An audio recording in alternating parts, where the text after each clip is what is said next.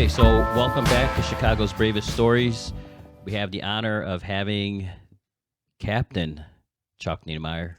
How are you, sir? I'm good. Thanks, And guys. that'll be the last time I call you, sir. We've you. already been threatened I appreciate about that. the formalities here. But in all honesty, thank you so much for being here. We appreciate it, and thank you for popping your cherry on your podcast career here with us. We appreciate it. How about it? So, kind of walk us through where did you first start your career as a firefighter? So when I was younger, I worked in construction. I was building homes, and I knew that just wasn't what I wanted to do. I didn't come from a family history or had no background in the fire service. I just kind of thought that I really would like that sort of a career there. A friend of mine suggested to me that I went to an EMT basic class, which I did at Alexian Brothers Medical Center. It was in 1988. I went to Alexian Brothers Medical Center EMT-B class, and I was hooked, man. I just loved it. So in 1989, I actually went to, in 88, I actually went to work for Superior Ambulance, and I begged them to sponsor me for medic school. At that time, back in that day, you were supposed to be on an ambulance for a certain amount of time. And I clearly was under that time. And You had to be on an ambulance as an EMT before you could go. EMT-B, correct. I got them to waive that for me. And Metro Paramedic Services, or Superior, a division of Metro, actually sponsored me to go to medic school right out of EMT-B school. So I kind of jumped out of one right into the other. And so I went to medic school at Good Samaritan Hospital in 1989. It was a 6-month program. Lita Zamboni was my instructor. They did a great job of really just teaching us how to be medics and being proud to be a paramedic. It was a little different back then. Did you get a chance to work with Dr. Hartman at all? I did. Yeah, I did. Wow. He was There's actually another amazing guy right there, huh? He really is. He was my project medical director, so I actually had to do a rotation with him. The cowboy boots and all, right? Yeah, Scrubs and boots. And I remember him going through my calls, and he said, I had a pediatric call that required, it should have been an intubation, and I didn't do it, probably because I was shitting myself. And he asked me why. And I was very honest with him and just said, I just was completely uncomfortable. I wanted to make sure before I did anything like that, that I was comfortable in what I was doing. And he said, next time, become comfortable and do the job. You're a good SAM paramedic, and we expect you to act differently. And that stuck with me forever. I don't know if the man's retired, but he was a great influence on us. He came and taught a few classes. He did a great job of getting us prepared. Yeah, I was in a Good Sam system too, and just to be associated with the Hartman Award and all that, that was something kind of cool. But does anybody ever get comfortable with a pediatric intubation? Is that something that I'm completely comfortable with that? I think if you are comfortable with that, I think you got a problem. Yeah, I think that was an it was awakening for me, right? So I that's very true. And I left there, and I went to work for Metro Paramedic Services in the Glen Ellen contract. And if anybody knows anything about that, Glen Ellen at that time, the ambulance was left in the parking lot, and we lived in a hotel. The medics stayed in a hotel. Wow. And because the volunteers wouldn't let us in the station at that time. Oh, I made friends with the volunteers. I used to go to their meetings. I had a blast with those guys. I mean, that was beer in the fridge days. That was different, right? They gave me keys to the station, so I could go in anytime I wanted. So I would go in the fire station, but I was alone. Not gonna lie, if I didn't say we had some fun in there, but things changed, and it was the 80s. Wild time. It was different, right? Early 90s, late 80s. I wanted to go to the fire academy. Metro wasn't going to send me. I decided to make a change. I wanted to go through a fire academy. I talked to PSSI, Paramedic Services. They agreed to send me to the Tri-State contract, Tri-State Fire Protection District. I went there in 91, where they immediately sent me to the Arlington Heights Fire Academy. So you're working on the privates. Correct. What prompted you? Like you said, you wanted to go to fire. I can't imagine especially you're being sequestered in a hotel. Like, what I have to exposure tell did you, you have to that? I absolutely loved being a medic, and I had a great partner, Cece Stover. She was awesome. I loved it. I mean, being a paramedic at that time was like a badge of honor. You really were good at it. Like our expectations were high. You performed at a high level. But there was a house fire in Glen Ellen on one day. I couldn't tell you the day. For whatever reason, I went to the rear and I saw the basement was on fire. And in the rear, you could see the rear basement windows were the basement was fully involved and it was vented out the back. And as stupid as this sounded, I grabbed a goddamn rabbit and I pulled a rabbit out of a cage that was getting burned up. The stupidest goddamn thing you ever heard, right? But yeah, right. When I got to the front, I told the chief the basement's on fire in the back. So those guys came around to the rear and accessed the basement through the rear. After that, I'm like, this is it, man. I got to go. I got to do both. There's got to be a place I can do both. So that was it, huh? That was it. You get a taste of that was rabbit. The moment. Yeah, That's very few people know that story, and I'm going to get an ass beating for that on my department. Well, so we apologize in no, I'm advance fine that with it. I don't care. that we wrung that one out That's of you. okay. Heard about the other pictures. I guess they're having like right. Bugs Bunny. Those are pictures gone, everywhere. right? So I switched over to PSSI. I went to the Arlington Heights Fire Academy. I had just started dating my wife at the time. I graduated from there. I was on the tri-state contract. They were very good to me, very good to us as a contract in whole. But it's me in particular, we were brought in like family. We were treated like one of the guys. We were never treated differently. They were exceptional people there. Some of those guys are still there, and the guys that have retired, I see those guys, I talk to them.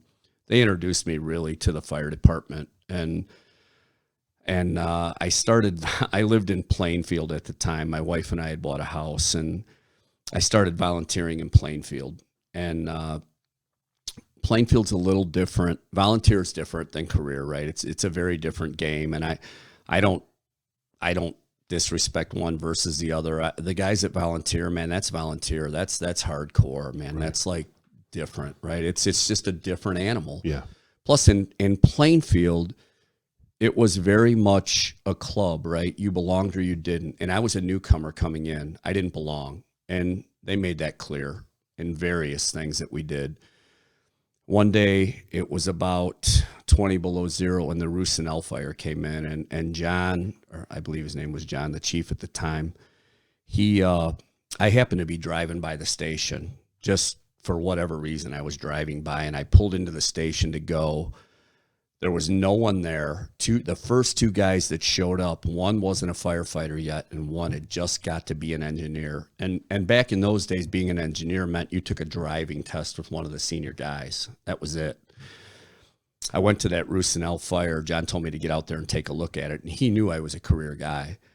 When I got there, when we were pulling up, there was a carload of employees that were driving out of there as fast as they could go. They were peeling out of there, and there was heavy. Can you describe this building? This building was a gigantic barn that had an attachment to it. So the barn was in the middle, and it had what I would say the B side, the C side, and the D side. It had three long connections attached to it, and the smoke was predominantly coming out of the middle.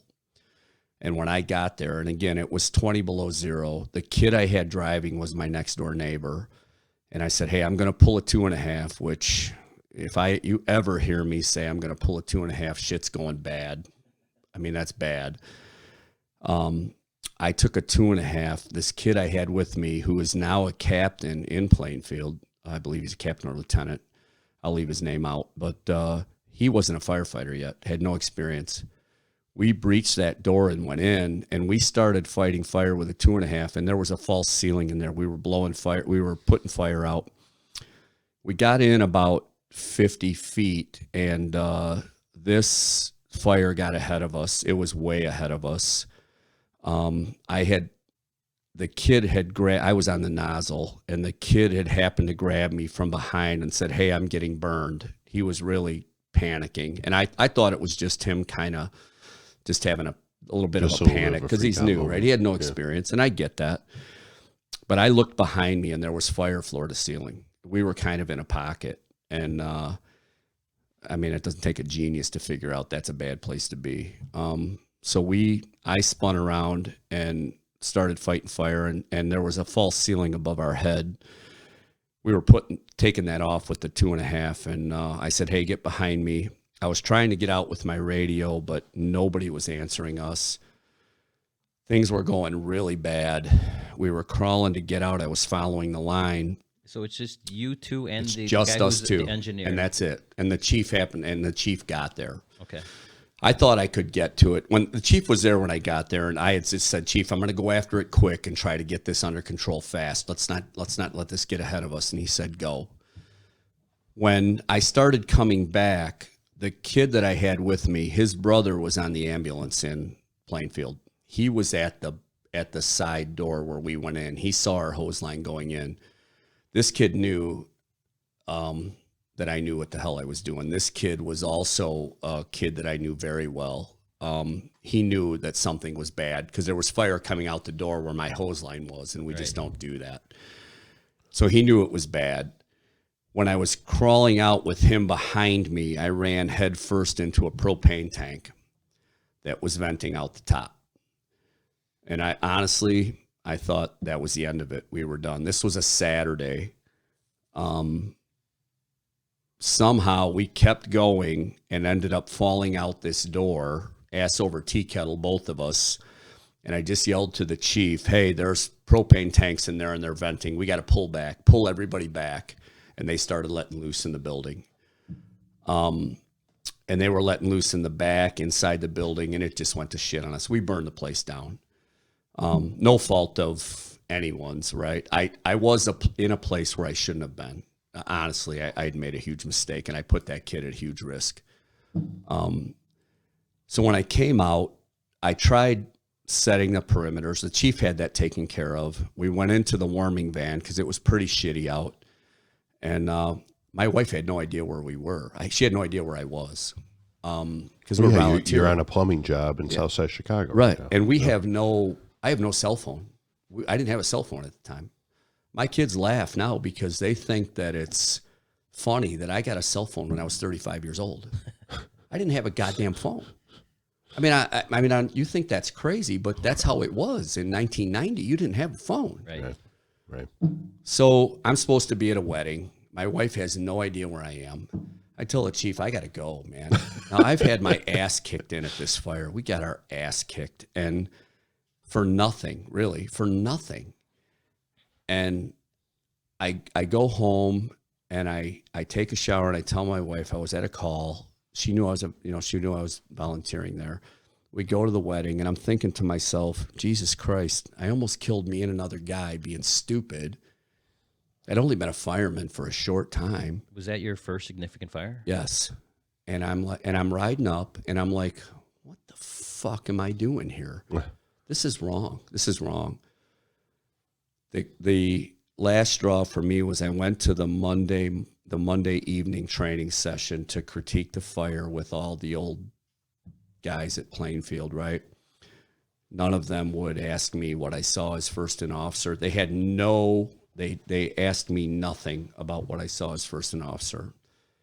I took my shit off right there and said, I quit. I'm out. I'm done. I can't get killed as a volunteer for something like this. I can't do it. Yeah. Without us learning something from it, it means nothing to me. And then I realized, right, this isn't a game we're playing here. We got to actually hunker in and understand what we're doing here. So I was at Tri-State for on the contract for about 3 or 4 years. 94-ish, I got hired full time. I took their test. I took several tests. I got hired by Tri-State. So I was on that job 4 years. In 97, 98, a bunch of the volunteers who I still hung around with went to take Aurora's test. They asked me to come with them. And I didn't even know where Aurora was. Never been there in my life, ever. I went there to take the test with them. I remember the orientation was at the Paramount Theater. Firefighters talked. I still remember who they were. And then we went through the physical agility, which was held at Central Station, where they set up their own physical agility, and you did it. And then you went on the list. I was number 101 on the list. Every single time something came up, I had owned a business and I was working at Tri-State, and I told my wife, what the fuck am I doing? Why am I doing this? I like where I am. I don't need another job. I love where I'm at. Well, 101 on the list. I remember my wife walking in the door. I wadded the paper up and I threw it at her. And I said, I told you this was a fucking waste of time. Complete waste of time. I was remodeling our home at the time, and Dixie, the administrative secretary, everybody at Aurora will tell you that Dixie Gump and Roseanne Hernandez, our administrative secretaries, are really the chiefs, right? Like, they really run the department. Yeah, they're the guy behind the guy. Anybody that denies that's full of shit, okay? She called me and she said, hey, we need you to go for your psych and your polygraph. And I'm like, seriously? Like, you got to be kidding me. Like, this is, really? Right. She's like, how many doing at a time? Yeah. They were doing 25 at a time, but the first 50, they got 2 out of. Wow. So I'm like, okay. So I go. Well, I was working on a job. Like I said, I owned a construction business. I was covered head to toe in mud. It was raining. I left my shoes outside. I went up for the polygraph. The guy hooked me up, started talking to me. I looked like I was a disaster. I didn't know what else to do. I was working. And he said, hey, I went through the polygraph. He said, hey, looks good. Hey, do me a favor. When you go for the psych suit and tie, you can't dress like this. I mean, at least shoes. I'm like, I'm sorry. I had to leave the shoes outside. I was covered. And he's like, all right, he was a great guy. I don't know. Somehow I passed the polygraph. And I go, that probably gets us in trouble, but there's got to be a statute here. So I go to the psych, I take that, I pass that, and I get offered a job. I'm like, you have to be shitting me. Like, really? How long after application? It was quick. Wow. Very quick. Huh. I was hired in September of 98 on the Aurora Fire Department. And you thought having a number like 101 was I was never going to be called again. Right. I was done. I threw the thing at my wife. I told you it was a total waste of time. I'll tell you guys. So then I have to go through an interview with the fire board with the city there. And I don't know if you guys have ever been familiar with Aurora. You've been around Aurora. We're not easy on those guys. Like, they get jammed through the ringers pretty hard. Now, I was full-time somewhere, so some of that was done. They talked to all my neighbors. They checked every background. They did everything. My neighbors came over and said, God damn, there was somebody here checking on your ass, right? And they were on me pretty good. I had nothing to hide. I was just honest. I ended up getting offered the job. As I was walking out, the union president, Ray Pfeiffer at the time, I was walking with him. He had to escort me out the building. And I had a copy of their contract because I had friends on the job there. Actually, our chief, Gary Credence, is a very good friend of mine, and he was on the job already. I just said I needed to see their contract versus our contract. I wanted to make an educated decision about what we were doing. That's fair. And I asked Ray, I said, if you were me and you had to make a decision right now, what would you do? He goes, I wouldn't take this job. I'd stay where you're at. Thanks, pal. Okay. So I start going through the contract. There were some significant advantages to being a Aurora fireman. Now here's the issue, right? I'm 34 years old at the time. My wife is 9 months pregnant. We've just bought a house, and my life is getting going. If I get fired, which I hear Aurora does regularly at the time, I heard that. Fuck, I'm out. Right. So I went to the deputy chief at the time at Tri-State and told him what I was doing. I was very open and honest with him. And I'll never forget, he said to me, Aurora, why the hell would you want to go there? They're busier than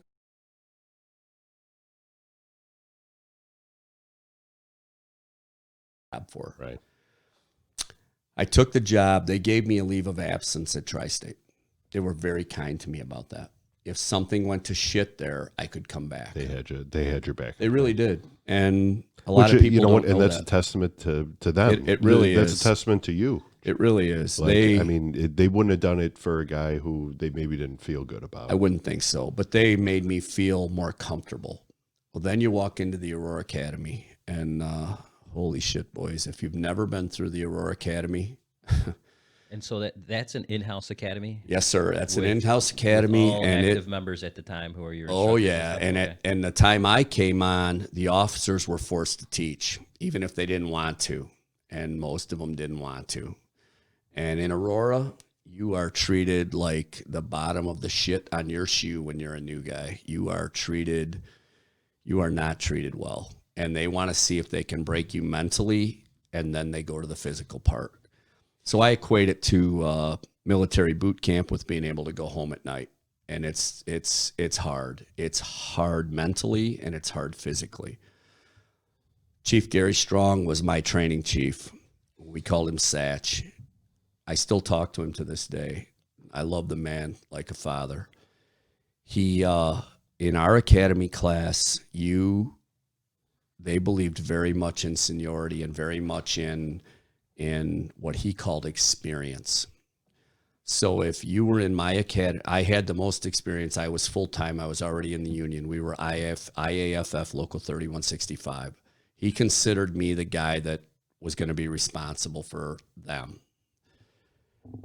If you made a mistake, I got talked to, and then we just talked, and it was over with. That was great, except if you're that guy, right? And my class was awesome. The class of '98, I think was awesome. We're a great group. 2 of them are gone. 1 had to go. 18 years in his career for a medical. We had a great class. They were great guys. A couple got fired.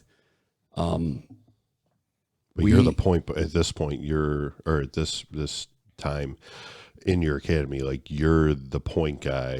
So I kind of had to answer for whatever we were doing, which really wasn't a whole lot because we just didn't. You did what you were told. You just didn't.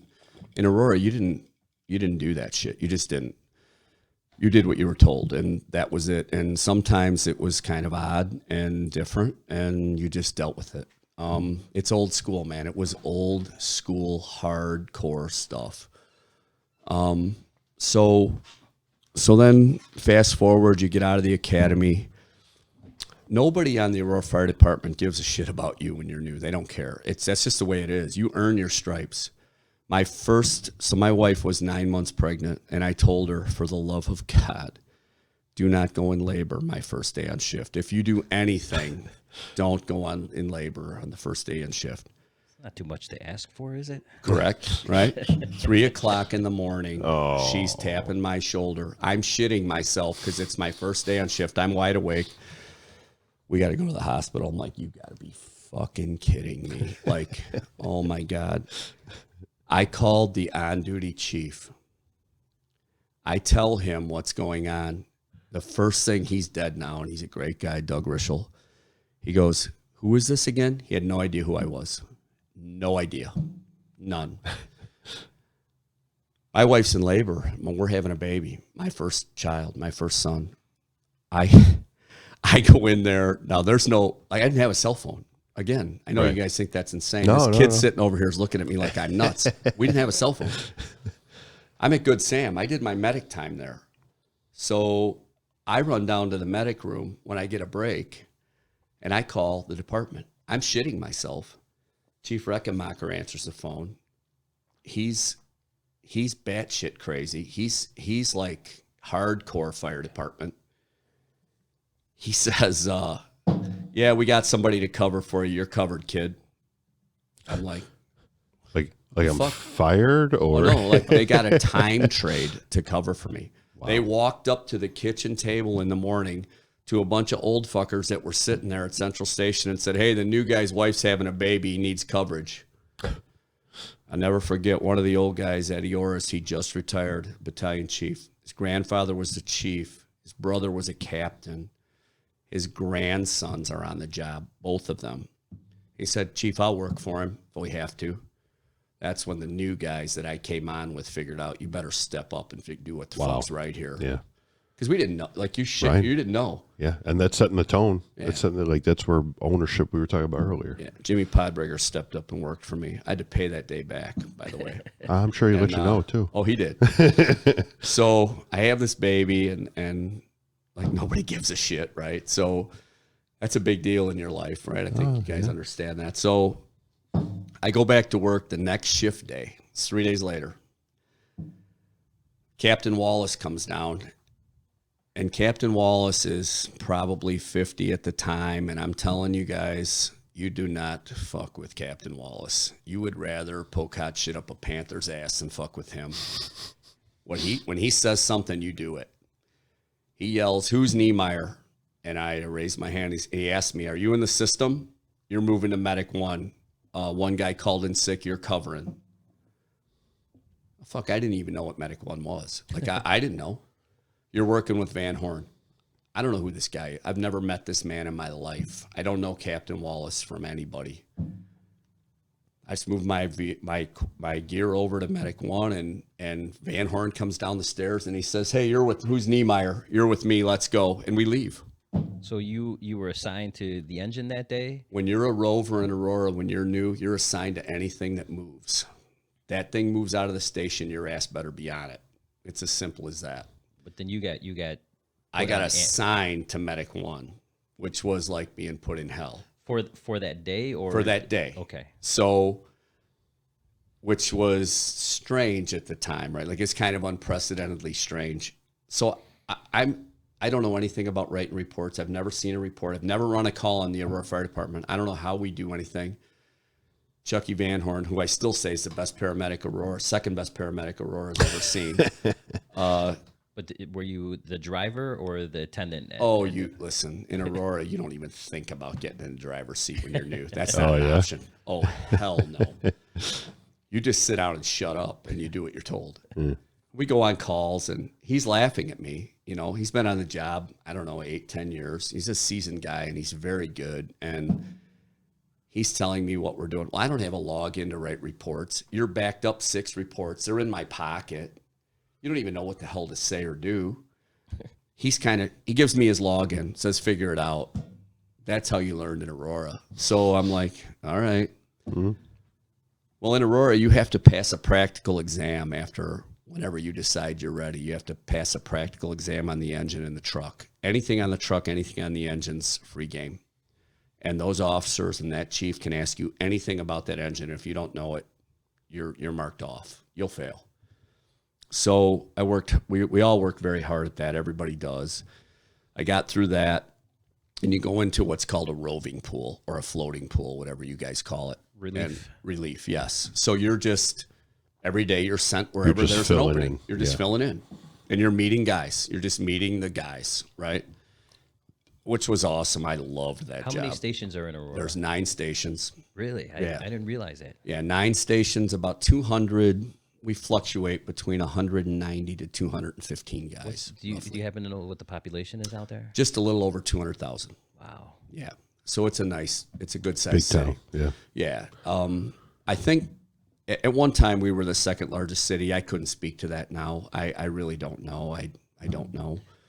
The one thing that's cool about Aurora is we have a lot of 2-story homes that are multifamily, that are chopped up, that are balloon frame, that are you never know if you're walking into an 8-unit building or a 2-unit building. Yeah. You just never know. And so you're just surrounded by danger. You're just surrounded. Yeah, it's we called it back in the late 90s, early 2000s. It was the wild, wild west, man. We just went to shootings and we did all of it. So it was awesome. You still have a huge gang problem out there? I can't speak to that. I guess that would be a better question for the police. I see a lot of them, but I'll be honest, most of them deny, and I don't question. Yeah. We're trying to treat patients and go. Right. And being a captain now, or even a lieutenant, my job really is scene safety and covering for the guys and making sure we're safe. Back when I was a private, I was a little more in tune to that. Now, not so much. Right. Now I'm more, on the job. hey, where's everybody at? What are they doing? And that's a big change. That's a huge change. Have you guys changed that system of, hey, the new guy's nothing. He doesn't really get brought in like through education. You just kind of throw it, or is that still the culture? And No, our culture has not changed one bit. When Yeah. you're new, they don't give a rat's ass. so you what still have the are. guy jumping on the ambulance, Yes. being like, figure it out. Yes. Yes. So I will say what we've done a better job of is understanding when guys come in with experience when they don't. So guys like me that are officers now that came in with experience, I think we realize that, hey, these guys have something to offer. Right. I tell all my guys, listen, and you worked with me. None of us are as smart as all of us. If you see something, I want to hear it, right? Listen, on a fire scene, I'm your captain, I'm your lieutenant. You're going to do what I say. But damn it, if you see it, I got to see it. I got to hear it. Right. I need to know, right? If you see something I don't, I got to know. And I'm not too proud to say that, right? And guys will get hung up on that shit. But listen, none of us are as smart as all of us. Listen to your people. I have some great guys. Every shift I've worked on, these guys are top-notch guys. They ambulance calls, fire calls, regular routine calls. They know. Listen to them. They will tell you what you're pulling into, especially if it's bad. Listen to your people. But I worked on an ambulance, and I was on Medic 1 for about 8 years, which is was the busiest ambulance in the city at the time. We have added an ambulance since and kind of taken some pressure off. The greatest thing about the city of Aurora back when I worked on there in the late 90s, early 2000s was not only did you run all the medic calls, you also ran all the fires. And when you ran a fire as a medic in Aurora, you were unaccounted for.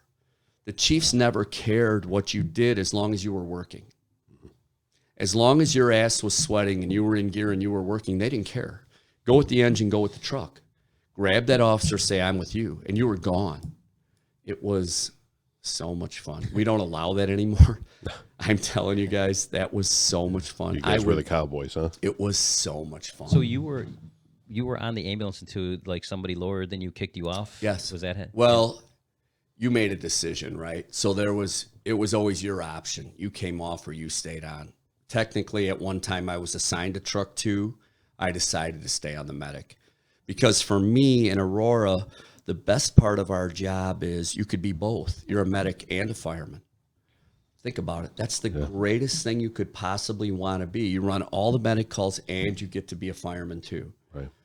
It's a little different now. Our medics are kind of held back a little bit, and they're required to fill our 2 in, 2 out, or maybe fill our RIT teams.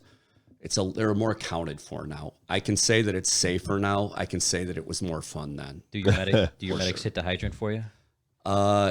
They better not if they're doing their fucking job. Yeah. They better get their gear on, and they better be the 2 in, 2 out until I assign them different, or the chief assigns them different. Because some departments have the medics Right. will come, and that's their responsibility. Correct. Our first in engine is responsible for suppression, right? Attack. Our first in truck is responsible. And this is what I always say about the city of Aurora. Think about this, boys. And some of you guys are on Chicago. In the city of Aurora, you get 2 engines, a truck, an ambulance, and a chief. And if the second chief is on duty, you'll get him. But if not, he's off. You're going to get 12 guys at a structure fire. You're going to get no more than 6 guys inside. 2 on the first in engine, 2 on the first in truck, 2 on the second in engine, which are on the backup line. So what's your first in engine doing?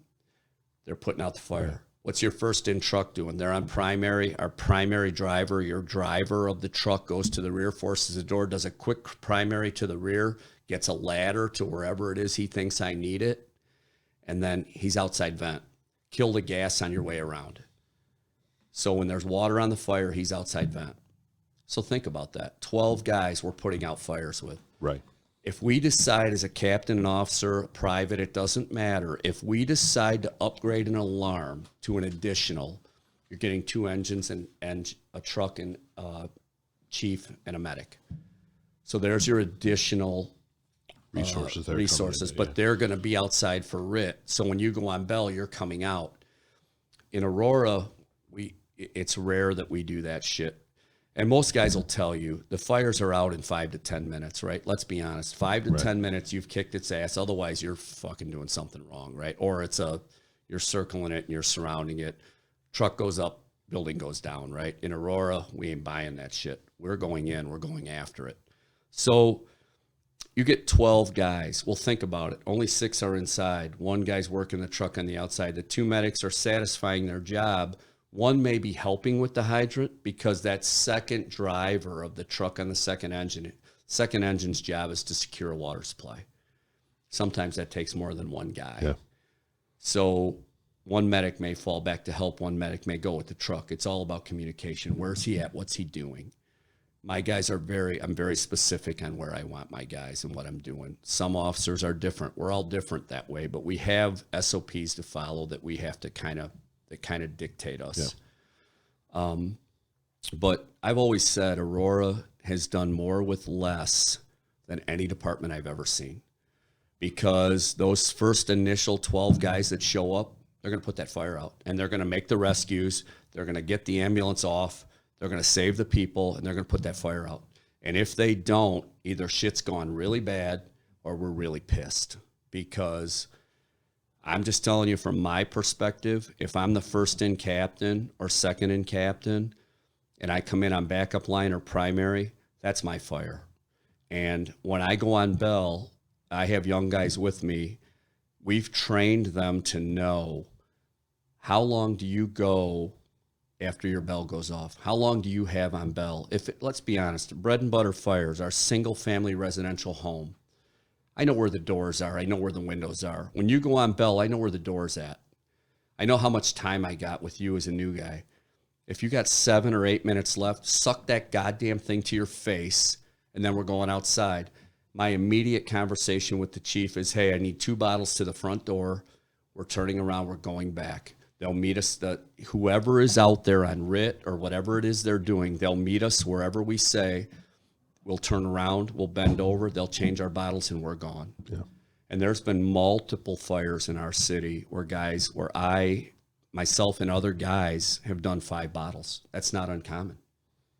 And that's what I say to guys. When you think you're a badass, let's see you after your 5th bottle. Let's see how you're doing after that. No matter what your age is, right? Right. So that's what I think is significant about Aurora. Balloon frame, right? Weather conditions, same thing everybody deals with. But in Aurora, when that's your fire, you take it real personal. And I can tell you, I've had multiple calls where we have guys go in and miss a rescue or not be able to get the rescue. In Aurora, we take that shit very personally. No citizen is ever going to be left in their home burning with us standing outside. Guys will push themselves to the limits beyond belief to get that person out of there. Dead or alive, you're coming with us. I've seen it. I've seen it 100 times. I've done it. And things I've seen guys do in our job are nothing short of miracles. Nothing. Not just fires, but ambulance calls. I still say we have some of the best firefighter paramedics in the country. And I stand by that. And I say, listen, take your best 12. I'll take my best 12. Let's go. And let's see who ends up. I may lose, but you're going to come out knowing you're in a fight. Yeah. Is being a medic one of the requirements for Aurora now? It is not. Our city believes that everybody in our community should have equal opportunity. Do you guys send them to medic school? We will. Yeah. They can request to go to medic school. We have to send a minimum of 2. Well, I should have to read the contract on that, but I believe we send a maximum of 2 for every year. I recommend everybody do that. I've had the most fun in my career on the ambulance that I could have than ever on an engine or a truck. I've done equal time on truck. I've done equal time on ambulance. When you send 12 guys to a fire, when you're on a backup line, all those guys better have hooks, right? Because you're a truck guy. You're pulling ceiling. You're opening. You're fighting spot fires. You're doing what you got to do. So being on an engine in Aurora isn't specific to just being an engine. You got to be a truck too, which I think is super, at least for me, being in Aurora was perfect because I got to be a medic. I got to be a fireman. I got to be an engine guy. I got to be a truck guy, all at the same fire. To me, it was awesome. And if you pull up on an ambulance and somebody's screaming in the basement on fire and you're a medic, you're in the medic unit and you're dressed, you're gone. It's as simple as that. Our job is life safety. So, and a lot of people don't realize that, like, you know, outside of major cities in the country, right. I mean, we don't have the opportunity to be like, I'm always the pipe guy. I'm always on this engine. I'm always doing this. Like, hey, you know what? I need you on the roof now. You know, you're good? Okay. Correct. Get back and up in there. Aurora, we don't have an engineer rank. So if you come in that day and I have a 5-man station, 2 medics, 3 guys on the engine, if I have 3 new guys and I want to put 2 guys on the ambulance and 1 guy on the engine, they give me the flexibility to do that. They ask that I call the chief and let him know what I'm doing so the roster reflects that. Mm-hmm. So you may be driving tomorrow. You may be riding tail the next day. When I came on the job, all the officers were on the pipe, always. You couldn't fight that thing away from the officers. Really? Oh, when I came on the job, you physically had to fight it. How many years were you on Aurora before you even touched the pipe? So I was very lucky because I came on the job as an older guy at 34. And the officers that I had allowed me to do that because they knew I had experience. Plus, when I got off the engine, I'll be real honest with you guys, I was closer to the thing than they were. I grabbed whatever I grabbed before they said anything because I knew what they were doing. Yeah. And so I was on it right away. And once they see you can do it, they'll let you do it. But I'm telling you, I fought with guys. I'm physically getting screamed and yelled at by officers to give me that thing, and I wouldn't do it. And we don't do that so much anymore. Like our generation now doesn't. We understand our job is not the pipe, right? We understand. Although I'm not afraid. I'm not going to tell you that I wouldn't take it a few times. I would just to be stupid, but. That was a generational thing. When I came on the job, the officer always had the pipe. When Van Horn and I used to run the streets, Engine 7's not too far from us. When they would get a fire in their still district, Van Horn and I would run to the ambulance as fast as we could to beat them there. So when they pulled up, we'd grab the line and go. And he'd get fucking Jeff Mackey. I love the man's. He passed away. I love him. He's like a father. I love the man. He told me, 28 goddamn years on the job, and I got to run to the truck now because I got 2 fucking idiots next to me that are trying to beat me to my calls. That shit happened all the time. He'd be fighting with us at the door. So, is it like that by you, Corey? You guys, the officer goes in on the pipe?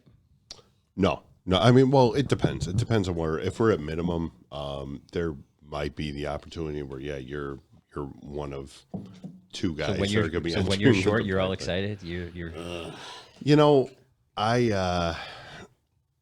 I feel like I kind of get a little tunnely when I'm on the pipe. I kind of like I'm a big fan of the backup guy. I'm always the backup guy because I really like to look at everything. I feel like I get a little focused in when I'm on that pipe.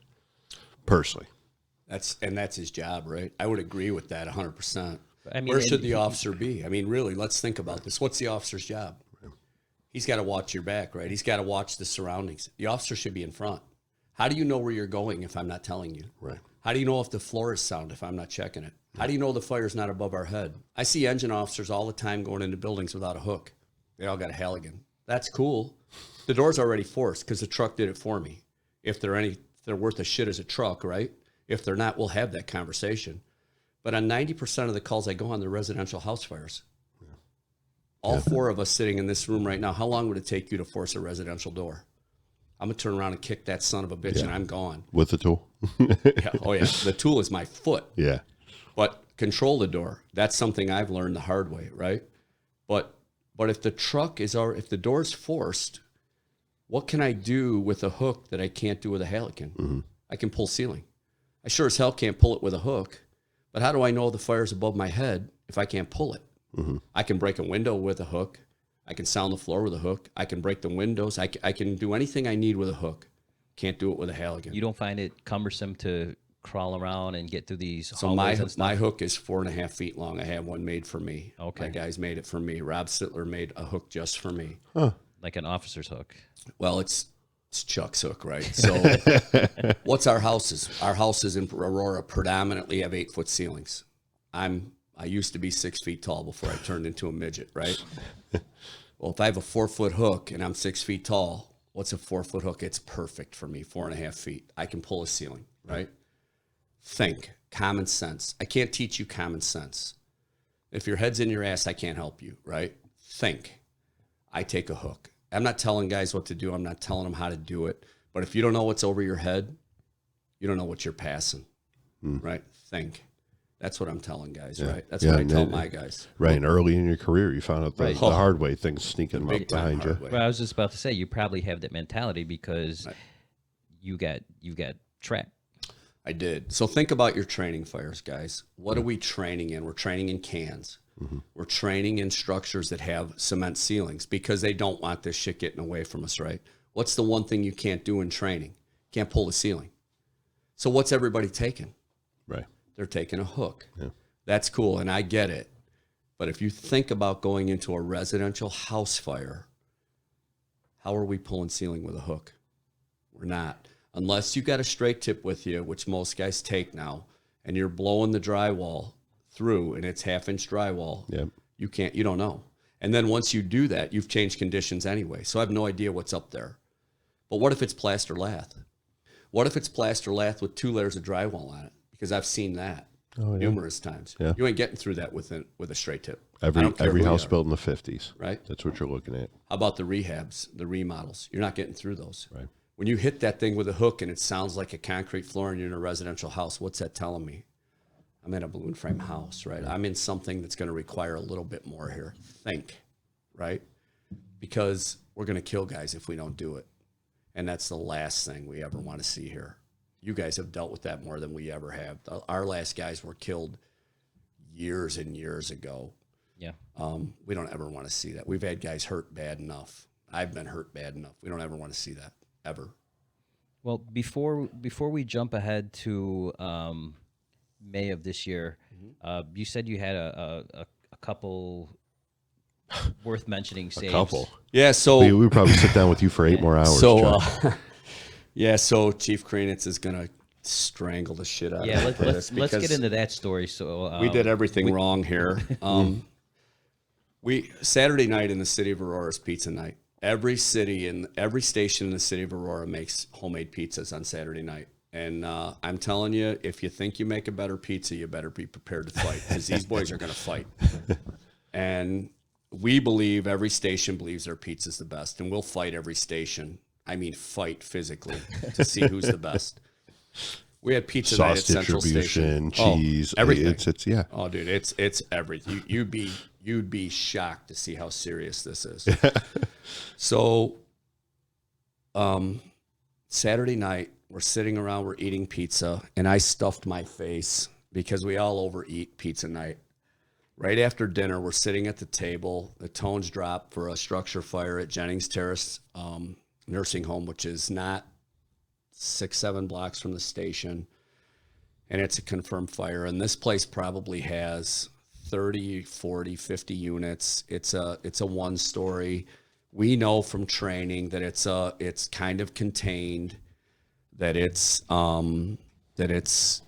if the door is closed, it's going to stay in 1 unit. Yeah.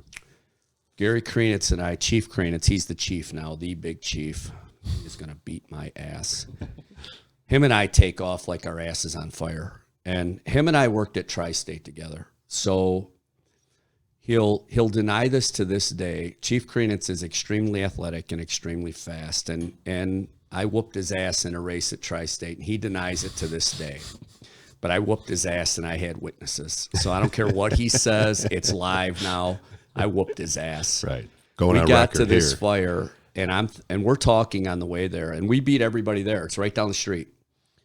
And we said, this is contained to 1 unit. We're just going to duck in and take a peek. We get on the scene. We size it up. We walk through the vestibule, and there's probably 6, 7, 8 people walking down the hallway and smoke rolling over their heads. And I'm telling you, it was ugly. And they're in walkers and wheelchairs. We had nothing on. We had no helmets, no gear, no coats, no pants. We're in our goddamn medic clothes. We're in regular uniforms. We took off after these people and started dragging them into a common area. It was sort of a holding area where they had dinner, like the cafeteria. Interior. Right. We let the incoming engines and trucks know that it was the end unit on the structure, and that end unit was facing Broadway. But if you made the left and went up the street, you could easily think it was there too. So we kind of let them know where it was at and how they wanted to attack it. If the door was closed to this unit, it would have been contained and there would have been no issue. The door was wide open.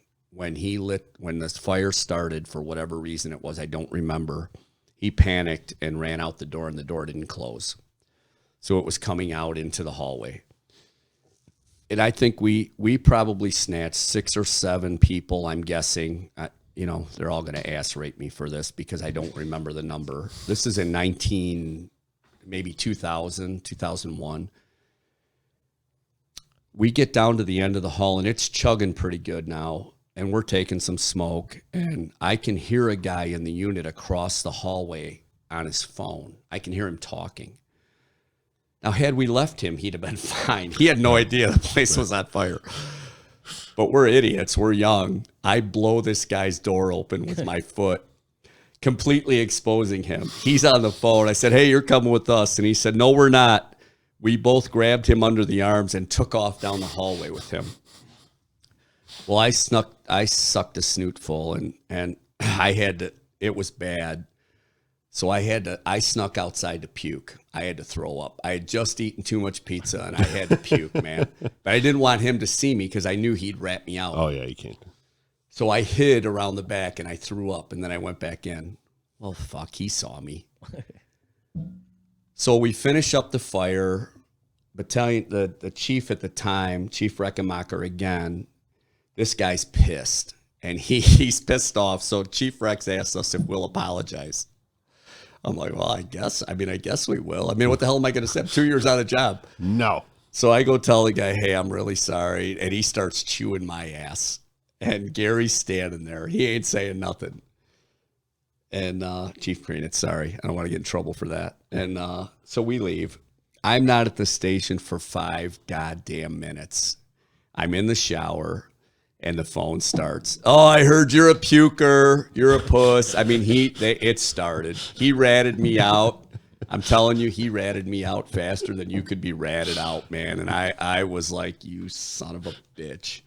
I'm telling you. 189 to 214 guys were calling you up my at that guts point. out. Yeah, I absolutely puked my guts out trying to hide. And so what did we do, right? We did it all wrong. We're in no gear. We have no equipment. These people they're in trouble, right? We just, in Aurora. But the funny thing about that call was nobody said anything about it. Not a word.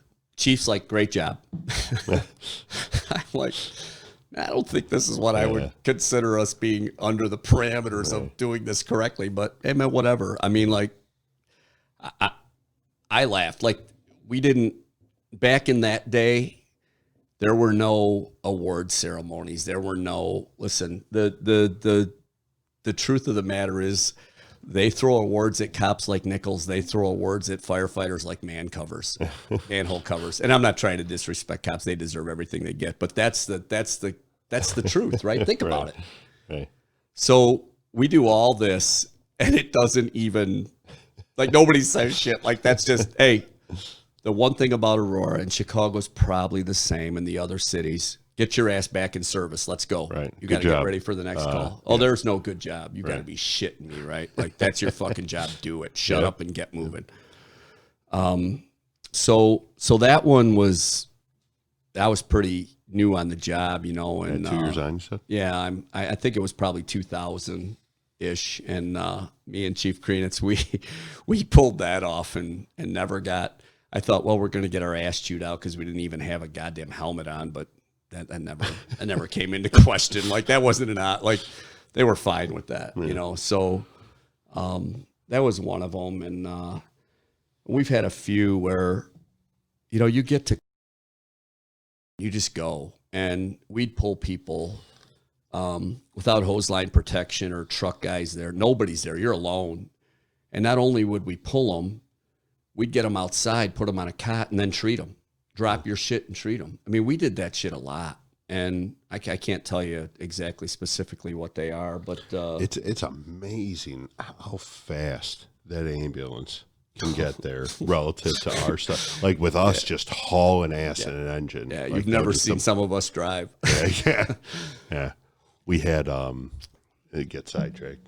Oh, it's so me and AJ were actually working one day on the ambulance, and we got a call for cardiac arrest. Older woman, or not older woman, but got a call for a woman in cardiac arrest. We got there. She was young, 50 years old, something. She didn't. Family didn't speak English at all, and me and AJ showed up. The husband, who also no English at all, had done what he thought was CPR for a couple minutes before we got there. And he was doing a great job. The guy was doing a great job. I teach CPR, and I have to somehow trudge through the idea that me teaching is actually doing anything for anyone relative to this guy who's just never seen. He probably saw a half an episode of whatever, some movie. He saw it on The Office. Yeah, no, he saw it on The Office, so you got to go. And so me and AJ are working. We pull up. We continue CPR. I don't believe that for whatever reason, which was very uncommon of me and him, but we were unable to get a line on this person. Kept CPR going. We were just hammering on CPR, us, the firemen at the time. This is before IOs? Oh, yeah, before IOs. And again, we were big EJ guys, me and AJ. Yep. So for whatever reason, we didn't. But yeah, so literally juiced up BLS care on the way to the hospital. We got the woman there. She ended up walking out of the hospital 3 days later. That's awesome. To make this long story even longer. So she walked out of the hospital. Great story, for this woman. At that point, I'd had a lot of cardiac arrests that, I call them saves. They probably never left the ICU, but you guys know how that goes. But this woman walked out of the hospital. We were amazed. I think AJ actually saw her. She had weld marks on her chest. And we got a call the year after. I think I was only paramedic for a couple of years. We got a call not too long after that about the hospital is doing an award ceremony. Every year they do this. We nominate you guys, and I'm relatively young. I'm like, oh my God, that's amazing. We actually had this save. And I get there, every other department in the system's there. Everyone goes through, Maywood had a good job. Cicero did a good job on this one. And then they get to us and they're like, oh yeah, this fire department, they worked a cardiac arrest. Here's your certificate. And I'm like, that's it, huh? I'm like, cool, award? I'm like, yeah. Good to know. And then at that point, you start realizing, everyone gets this is the trophy, it's huh? A Everyone gets the trophy. Yeah. So I think the next year we had something not similar, but kind of similar. And they're like, oh, we got this award ceremony coming up next year. I'm like, I don't even want to fucking go. I'm like, I'm out. Yeah. And they're like, well, no, you got a nice breakfast. I'm like, fucking take your award, fucking shove it up your ass. I'm out on this fucking award. And to that point, right, we say, the police get awards like thrown around like nickels, of firefighters like manhole covers. But I'll tell you this, in Aurora, so there's so many traditions in Aurora that would make you guys laugh your ass off, right? If it's your birthday, you got to buy cake and ice cream. Does that make any fucking sense? You have to buy the cake. Oh yeah. Are you kidding me? If it's your fire, you have to buy. Right. Kid, you worked under me. You trained under me. Right. Tell them. You're buying the first round. Yes. Speak. You can talk. I know you can talk. Cody. No, he can't talk. He doesn't. Anything you do, you buy. Yeah. That's why you don't say shit. Right. Don't tell me you have a kid. Oh, oh my God. Are you kidding me?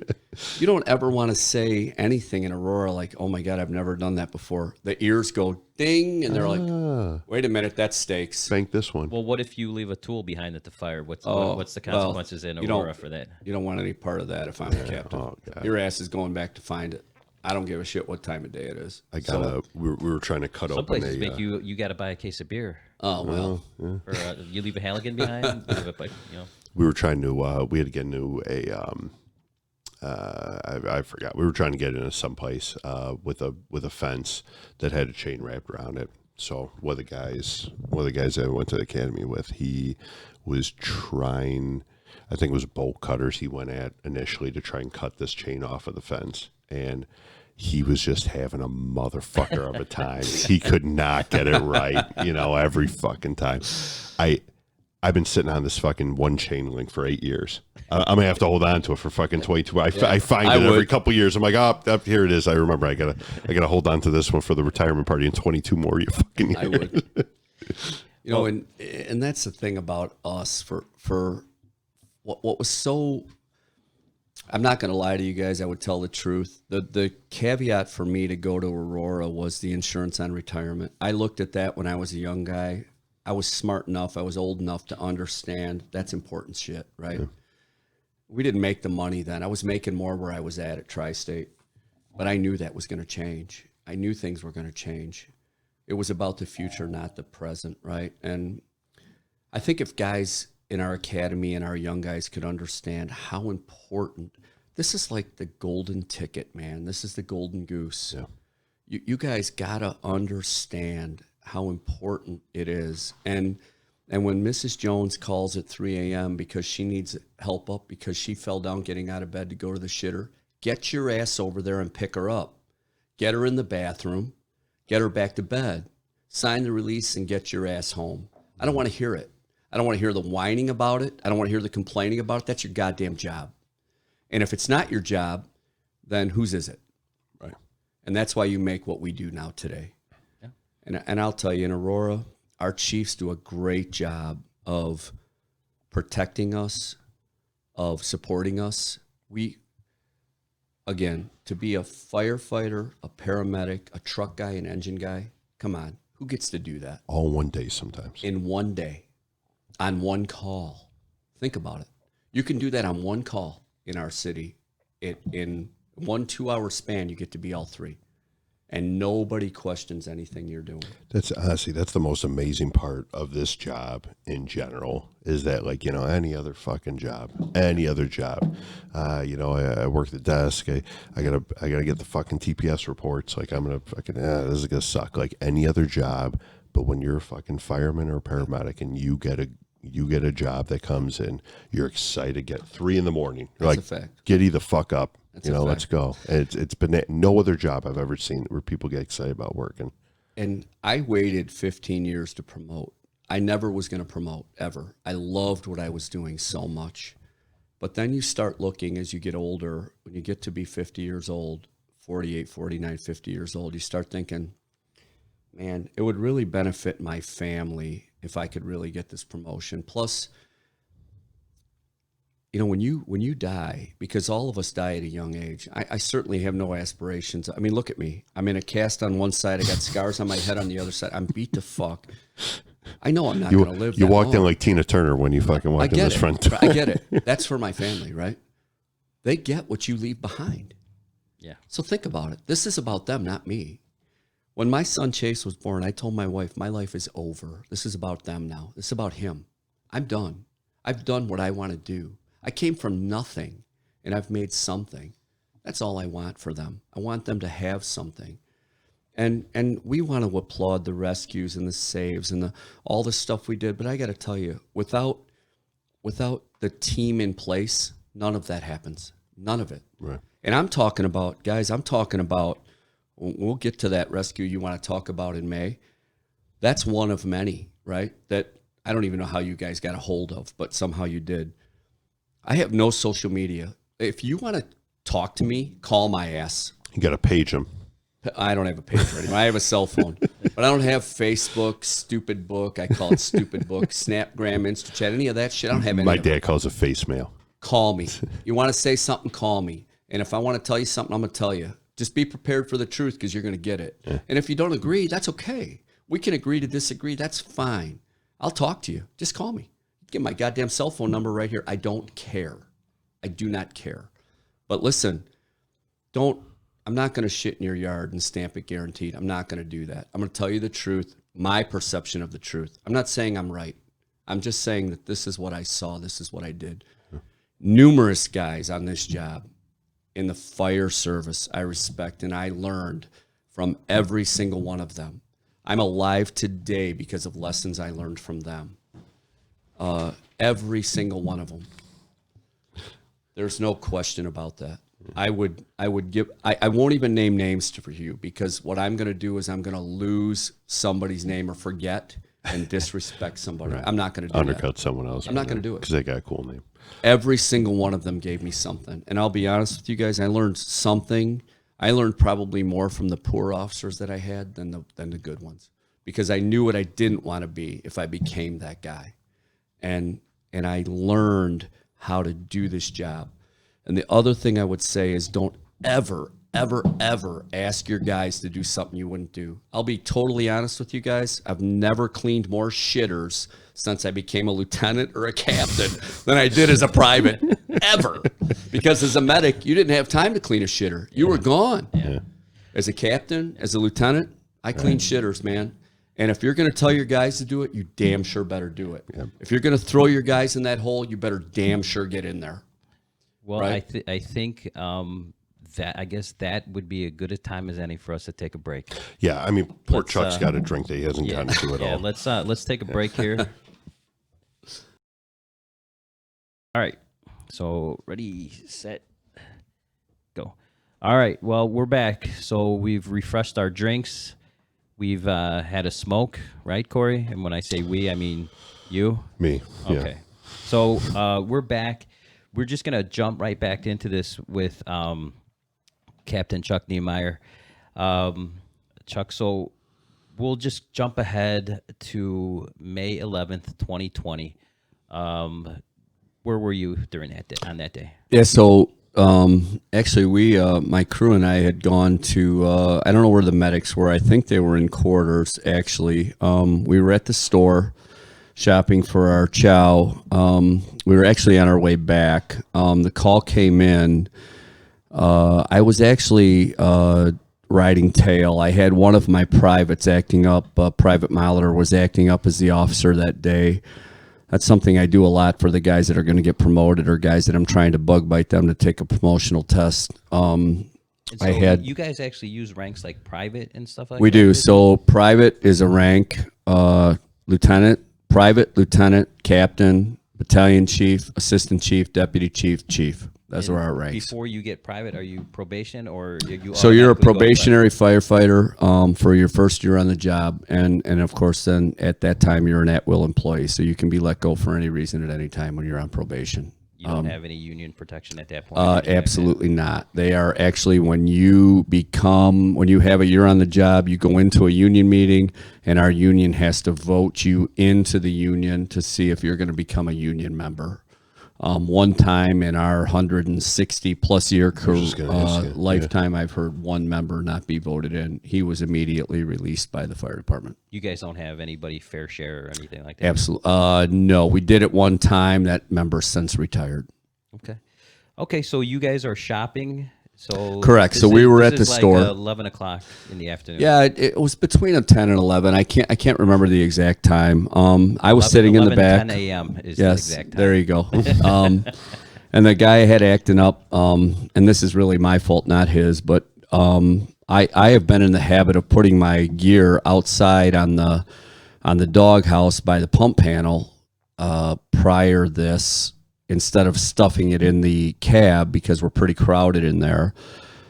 We were driving, call came in for a structure fire at an address in town that we weren't too far from. You could hear the dispatcher that was dispatching this call, is a veteran dispatcher. I know her from years and years ago. She's been on the job longer than I have. You could tell that this was a significantly urgent call. It came in with a girl trapped in the basement, heavy fire. It came in as a child trapped, so we didn't have an idea of an age, but we just knew of a child. The private riding tail looked back. The guy, my engineer I had driving, looked back and said, "Hey, are we going to stop?" I said, "We can't stop. We got to go." We were too close. You could tell the urgency. You could hear the screaming in the background on the dispatch. We decided to drive to the call. When that type of call comes in Aurora, there's a race, right? Engine 1, Engine 5, Truck 2, Medic 5, Battalion 1, and then EMS 1, if he's in service, is going to go. So we get our 12 or 13 guys.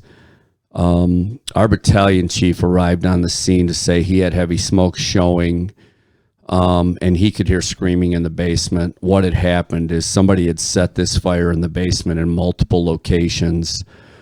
The girl was in the basement. She had come up to get out. She couldn't get out because the person who set the fires locked the door and the deadbolt. When she went to grab the handle and the deadbolt, it burned her hands. She got scared, ran back down. All I knew at the time, and all we knew at the time pulling up, was that there was a child in the basement. When we pulled up, I could see Chief Demas was at the C side of the building, forcing the door, and I could hear him. You could hear, if any of you know Chief Demas, he's a veteran firefighter. He's been around a long time. I understand. Chief Demas and I have been on multiple fires together. I understand the urgency in his voice, and there was some urgency there. I knew things were bad.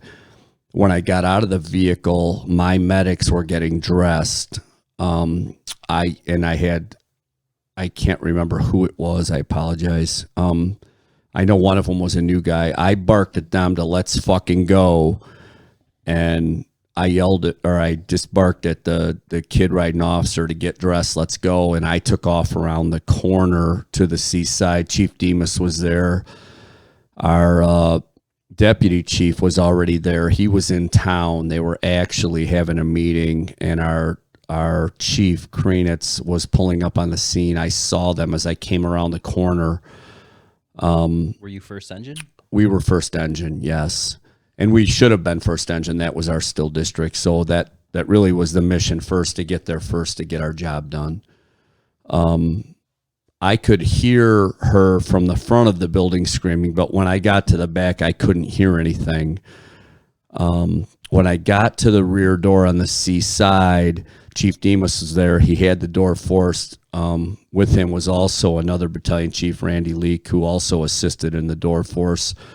They had the door shut. They were controlling it because there was heavy smoke pouring out of that door. When I came around the corner, Chief Demas was holding the doorknob, and he said, "Chucky, we got to go." And very, very few people call me that, right? Like there's very few people that ever say that to me, like Chucky or Charlie. There's a few guys on the job. Chief Demas and I've been to a lot of calls together. When he said that, I knew right away. I just put There's some urgency there. It was bad. And when I snapped I had my Scott already over my head. The one thing that I didn't manage to do was get my flash hood on, and I really wasn't that concerned about it. Based on conditions I saw, this person who set the fire had set the fire in 4 or 5 different locations. So the upstairs was roaring, but she was clearly in the basement. And I just said, "Where is she?" And he did tell me she was to the left when I got to the bottom of the stairs. He just said, "You got to go." I went. My other guy was getting dressed. I just barked at the driver, "Get the line to the back door and charge it." My 2 medics immediately grabbed their cot and came to the back to go with me. The private driving, the engineer, got the line to the back. My other guy who was acting up was getting dressed and coming. When I got down the stairs, I couldn't hear her anymore. There was clearly fire burning to my right side. The panels were kicked out of the bottom of the door, and it was getting pretty. I had zero visibility, and the smoke was coming up the chimney out the door. The door was open because I had made entry. When I got to the bottom, I yelled back to the chief, "Which way is she?" And he yelled, "Left, left, left." And then I could hear her. She started crying. I could hear her. I scooted across the basement floor to the left, and I ran into a post. It was boxed out. The basement was finished. I ran into her, And I said, come on, we have to go. And she said, I don't want to leave my dog.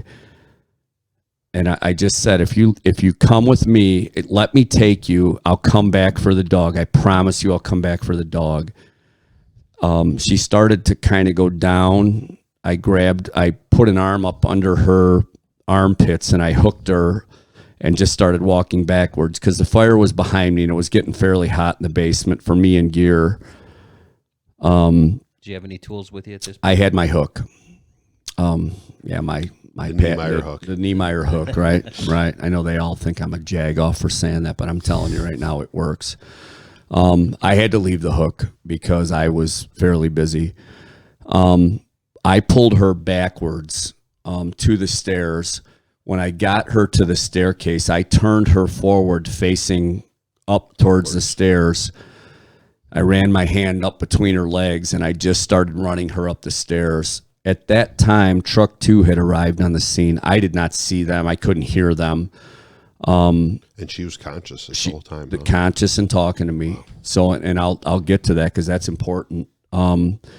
I ran her up the stairs. As I was running her up the stairs, I could feel something bumping the back of my legs, like something was pushing me. This dog came with us and pushed me up the stairs. When I came out the door, she had a cat in her arms, both arms, and the dog came with us. It looked like like a cartoon, man. I came out, she went right to the stretcher, head in the correct place. The cat was in her arms. The cat went to the left and the dog went to the right, and they were out, man. The dog took off running, the cat took off running, and she was pissed about the dog and the cat.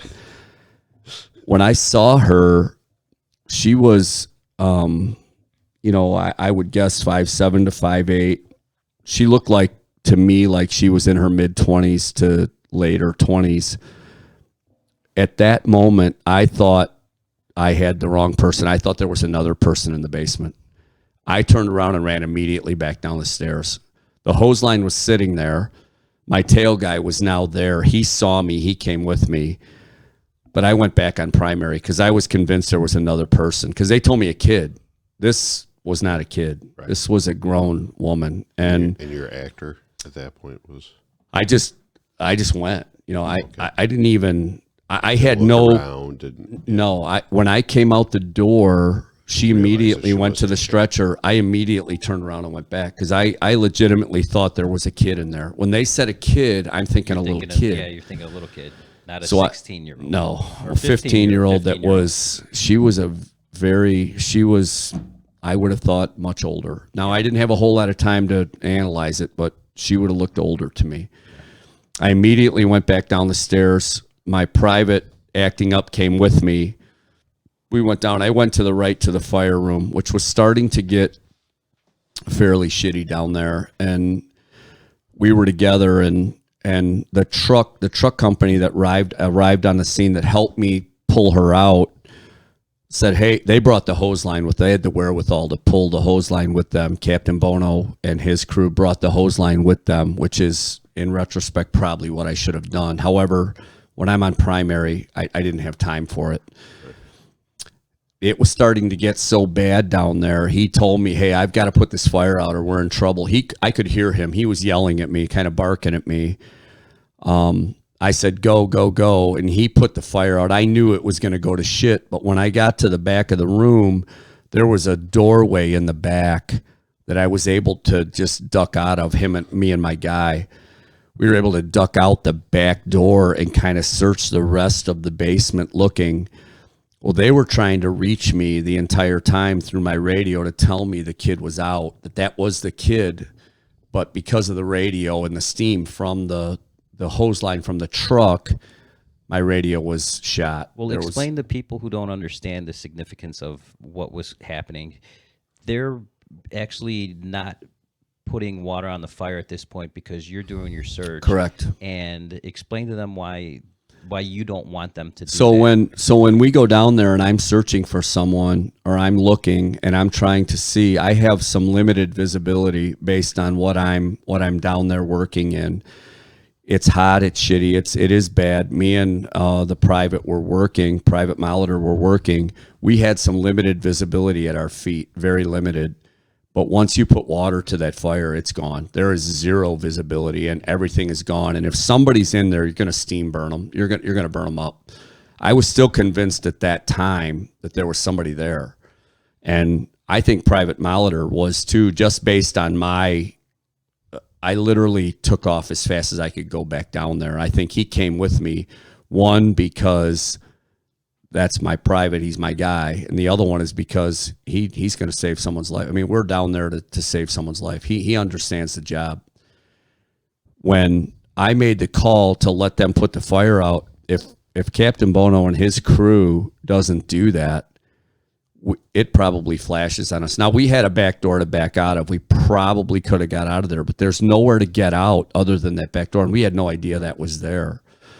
When he makes the decision to open that line, he makes the decision that whoever's in there probably isn't viable in that room, but there's still an entire basement to search. So we searched that entire basement. And now it's lights out. It's lights out, and it's hardcore, and it's going, and we managed to search the rest of the basement, and Chief Demas was trying to reach me the entire time to tell us that was the only victim. I couldn't hear him. And those guys on the truck were trying to tell me, Molitor and myself, our radio was gone. We were done. That we couldn't hear them. So we were full go. When we went on Bell, I know Molitor and myself have about 8 to 10 minutes left. So we're working, looking, searching, and I let the chief know, or at least I thought I did, that we're on Bell and we're going to be coming up. He never heard me. It started to get a little panicked in there because I think Chief Demas and Chief Leak and our deputy chief and our fire chief were kind of wondering where the hell we were. We were kind of out of contact, which is unusual for us, because if I'm especially first into a fire, I'm usually interior command. I'm usually talking the entire time to these guys. They know what we're doing. They can't hear me. I think I'm talking to them. They can't hear me. And when I came up the stairs, Chief Demas grabbed me and he said, "Hey, the kid is out." And I said, "What kid? Like that wasn't a kid." And he's like, Right. "That was her." I'm like, "That was a grown-ass woman." He's like, "No, that's a kid." I'm like, "Okay." We switched around, flipped out bottles, went back to finish our job. But that was really the significance. But I will say this. When I went down there, I couldn't believe the amount of, so when we opened that door and I made entrance to the stairs, the smoke pushing out of that stairwell was significant. The heat was significant. I didn't have a flash hood on, which a lot of guys say they don't wear because they can peel it back, they can feel whatever you're comfortable with. I understand. I've been to a few fires, what's hot and what isn't. It was shitty down there. When I got to her, I couldn't figure out why she wasn't coughing, unconscious, or laying on the floor.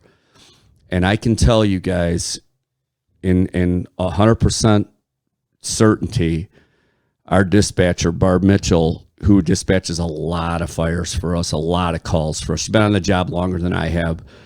She was on the phone with the girl in the basement. She told the girl, if you have a cloth or anything you can put over your face, wet it and put it over your face till we get there. That is what saved the girl's life. I would say that was more significant than anything I did. Anything I did. If it wasn't for, when I threw her out of that door, there were no smoke stains on her face. Nothing was charred. She had burns on her arms. She had burns on her hands where she grabbed the knob and ran back down. If it wasn't for our dispatcher telling her to do that, that girl probably would be a very different outcome. So, yes, it's cool to be the guy, right? Whatever.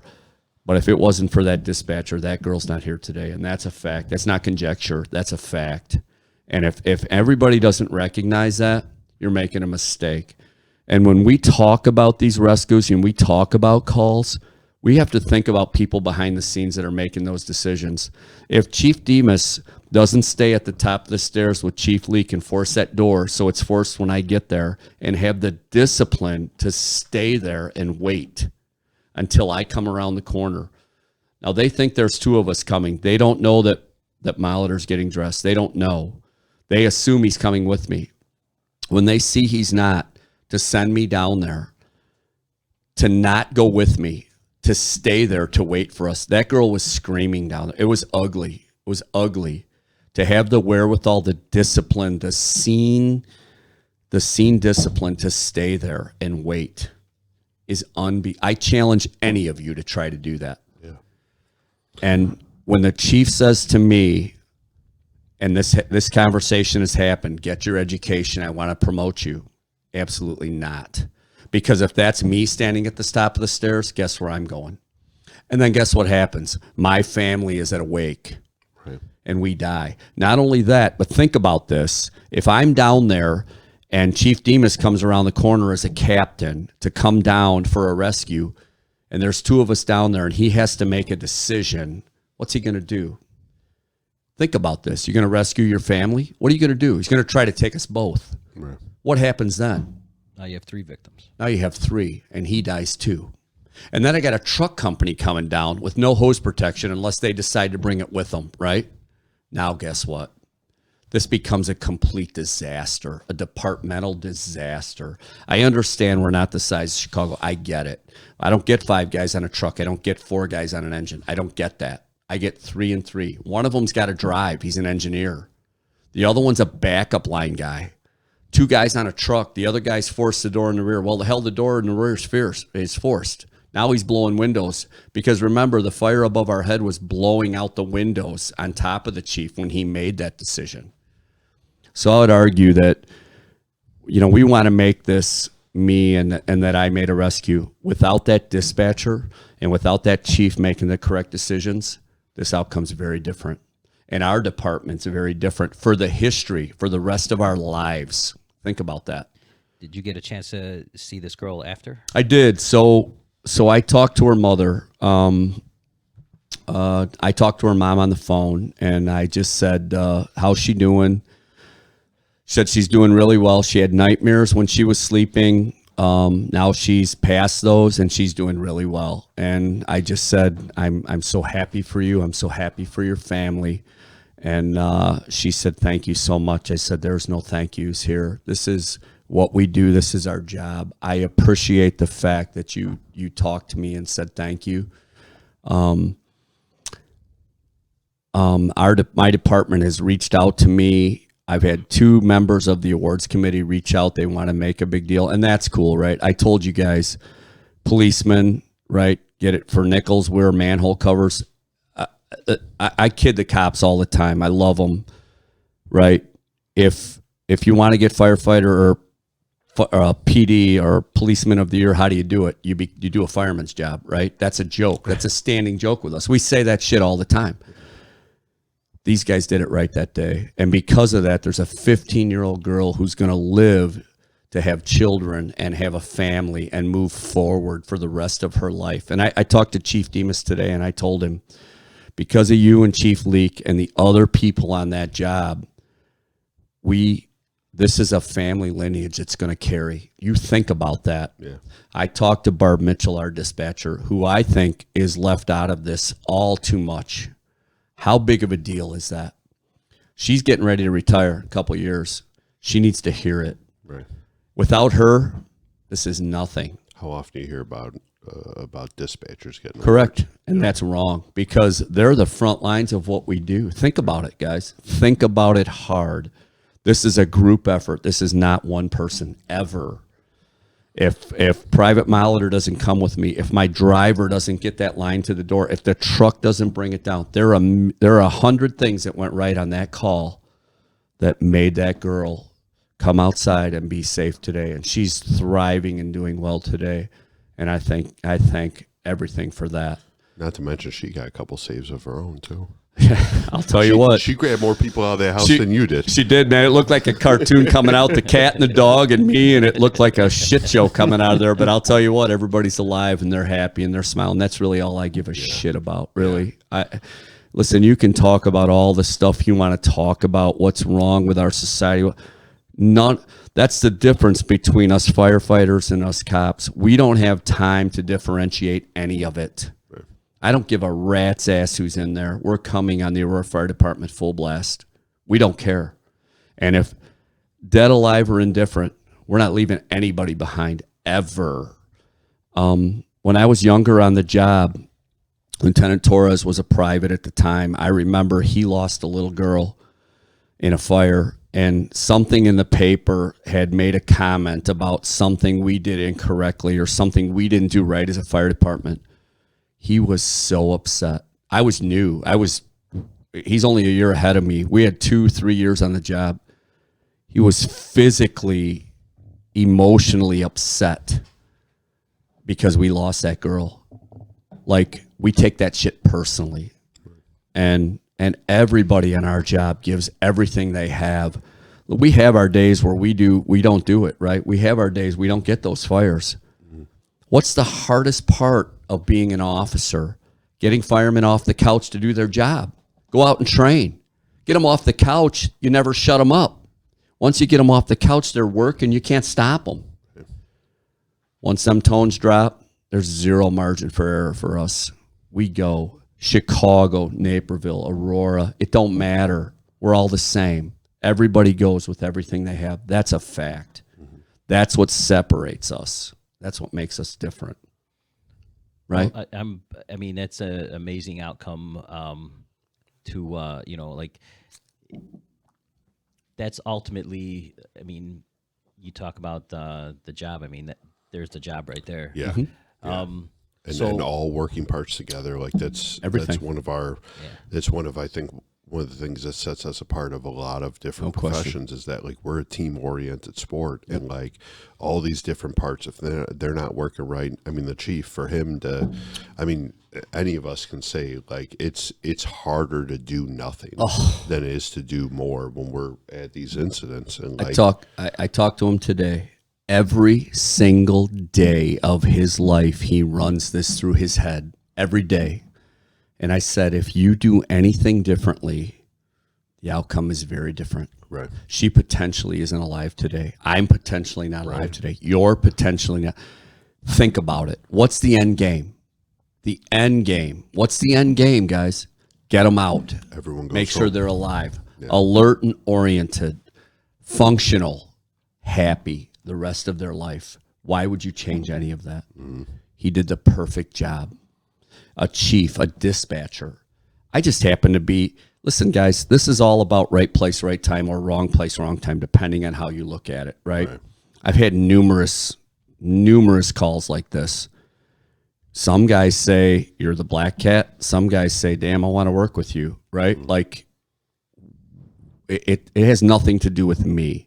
It has everything to do with right place, right time, or wrong place, wrong time, however you look at it, right?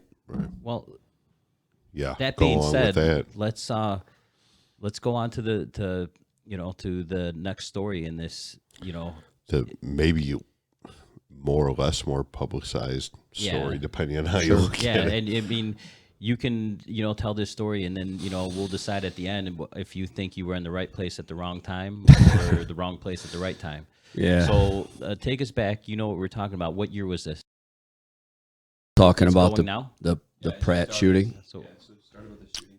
So So yeah, worst call of my entire career, and there's been a lot of those. But I mean, I had 6 SIDS kids in 1 year on Medic 1, and that's a tough day, right? That's a bad deal. And then this day happens. It's marked in history. Yeah. So I'm actually, it was lunchtime again, and I'm notorious for taking the grandpa nap, right? Like, you guys can bust my balls. I could give a rat's ass less, right? At lunchtime, I go in and take a nap because if I'm up in the middle of the night, I got to be on my game.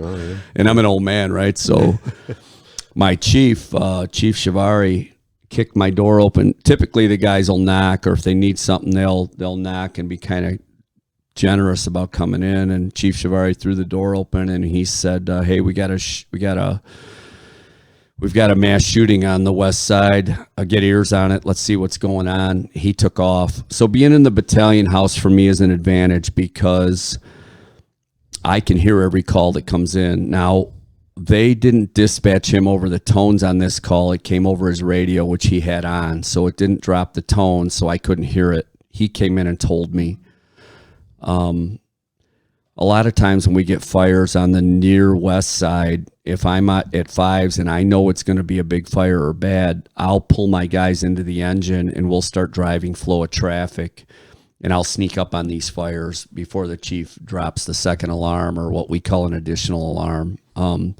So I get there much quicker. That's the advantage of being in the battalion house. The chief's going to scream when he hears that too, but I've already told him that. So this is February 15th, 2019. Okay, whatever you say.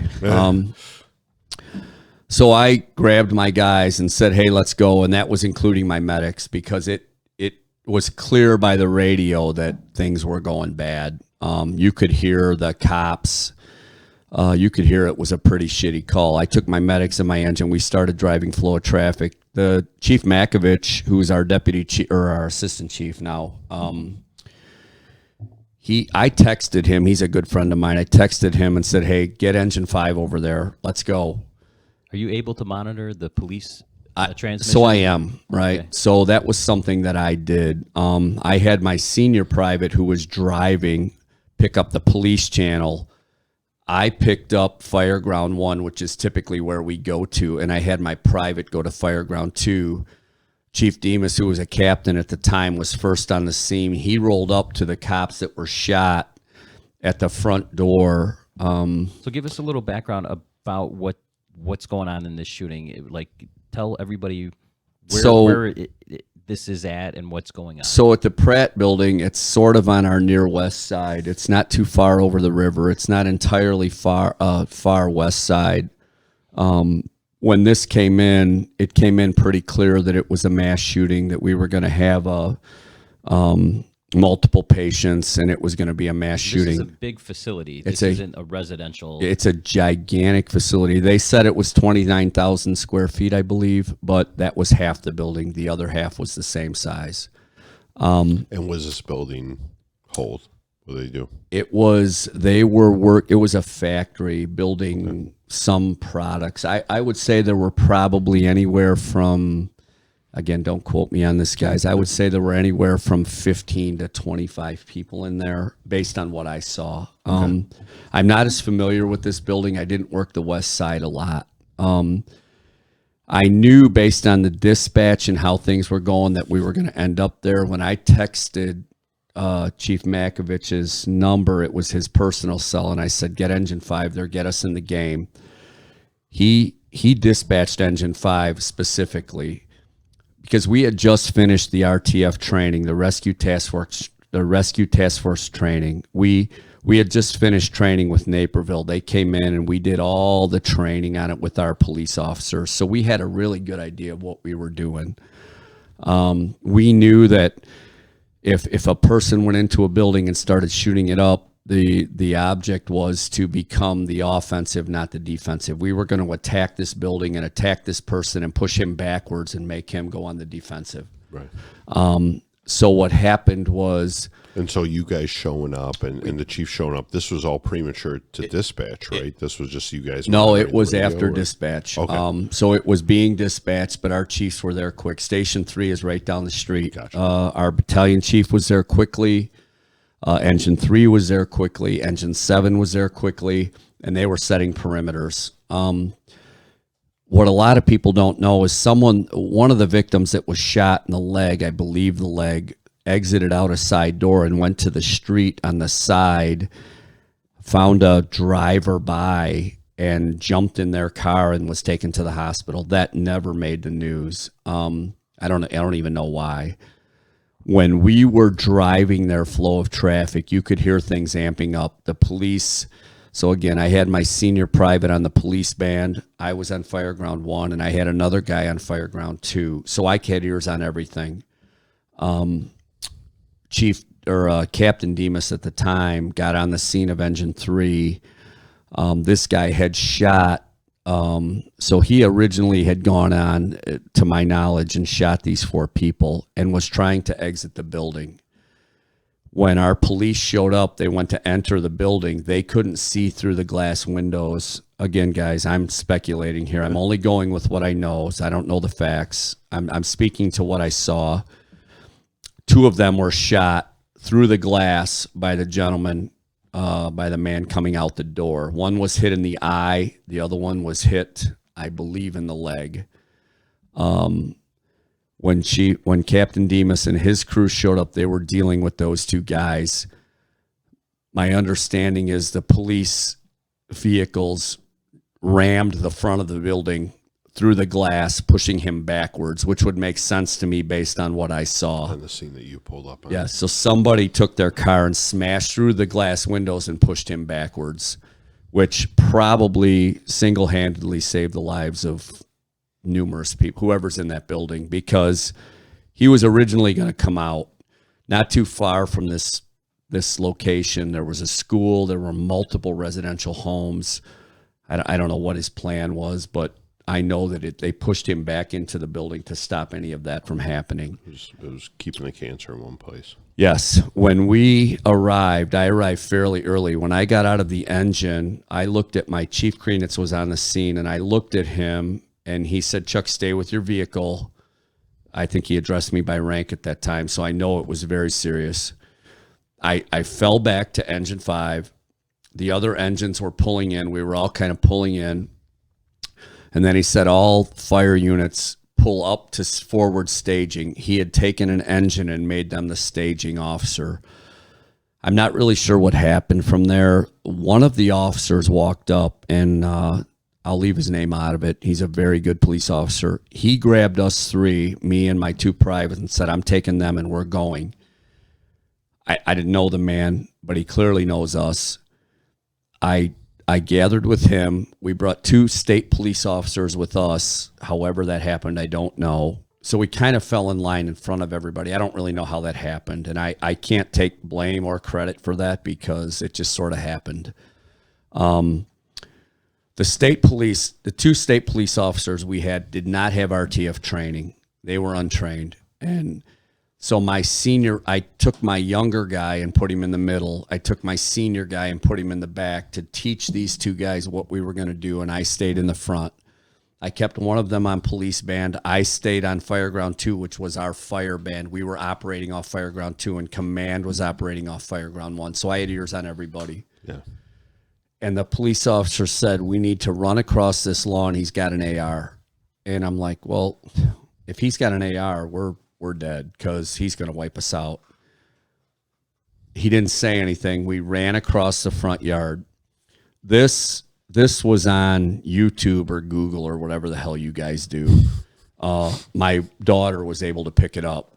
And listen, I'm 55 years old. Okay. You can tell it's me. All right. And I'm not, it's not a secret, right? You're trotting. I can run, but it's ugly. Okay. So we're running across the yard and we make the front door, which the police car is now breached.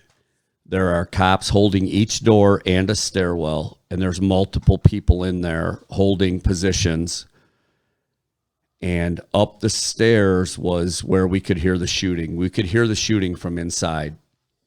And so you're getting ready to breach this building, right? We're in. And we're already in. What do you have with you? I have my fire helmet and my bunker coat, and that's it. Is anybody else in your task force taking anything else with them? Or you guys we are just have going in so we manpower? have these bags that are similar to the bags you guys just put here. We have tourniquets in there. We have our RTF bags. We have bags with us. We had 2 of them that are full of tourniquets and whatever we need to stop an immediate threat, right? Right, the gauzes. But I'm in a fire helmet and a coat. Okay. And along with 1 or 3 armed officers? So I have 1 in front of me and 2 behind me. Okay. So I grabbed the officer in front of me and I said, "Hey, just tell me right now, where's your drop gun? Because if things go to shit, we got to go." He told me, The 2 state guys were talking to my senior private in the back. I couldn't tell you what was said. He was teaching them quickly how to RTF us and how to protect our backside. We ran into the building. We were there for about maybe 3 to 4 minutes. We could hear the shooting, and the officers, I knew a couple of the officers holding the doors and securing the areas. I looked on the ground and I saw multiple clips, gun clips. I thought they were officer clips because I was told he had an AR. They were apparently clips from the gunman, apparently. I grabbed 2 of them and stuffed them in my bunker coat, my bunker jacket. I have no idea what my cop is carrying, but I know if I run out, I got nothing. Yeah. I grabbed anything I could grab a hold of. And you're the first company. Well, so Cody, your uncle was there too first in. So he went a different direction. So some of the other companies went a different direction, right? Some went to the loading dock because there were people there. Okay. Some went different. I was the first one in the building, to my knowledge. Right. Again, only to my knowledge. We entered the building and heard the shooting. So then we said, the cops were talking. We're like, we got to keep this guy moving until we push him somewhere. They took us with them. We went together. And just like our training, we cleared hallways. That's when we came up on the 4 bodies. I was in front. My junior guy was in the middle, and my senior guy was in the back, Hines and Long. My other 2 guys on the medic had already taken a guy, one of the police officers that was shot. I told my middle guy, Private Hines, to get eyes on the guy that was farthest away. I wanted to make sure that what we were looking at is what we were looking at. Right. My other 2 privates looked at the other 2. There was an officer in there that was a medic. She said she was a medic. I couldn't tell you who she was. She said she already looked at them. They were DOA. In Aurora, I don't give a shit who you are. We need to see our own people. That's just how it is. We looked at our own people. Right. We were taught in training to put them in the angel position, to teach companies coming behind us to make sure they knew that we had passed them, right? They've already been assessed. The police asked us not to do that for investigation purposes, and it made sense to me because if you saw how some of them were, you could see where the investigation made a difference, right? So that was the hardest thing for my young guy in the middle to deal with, right? Because he had to deviate from his training.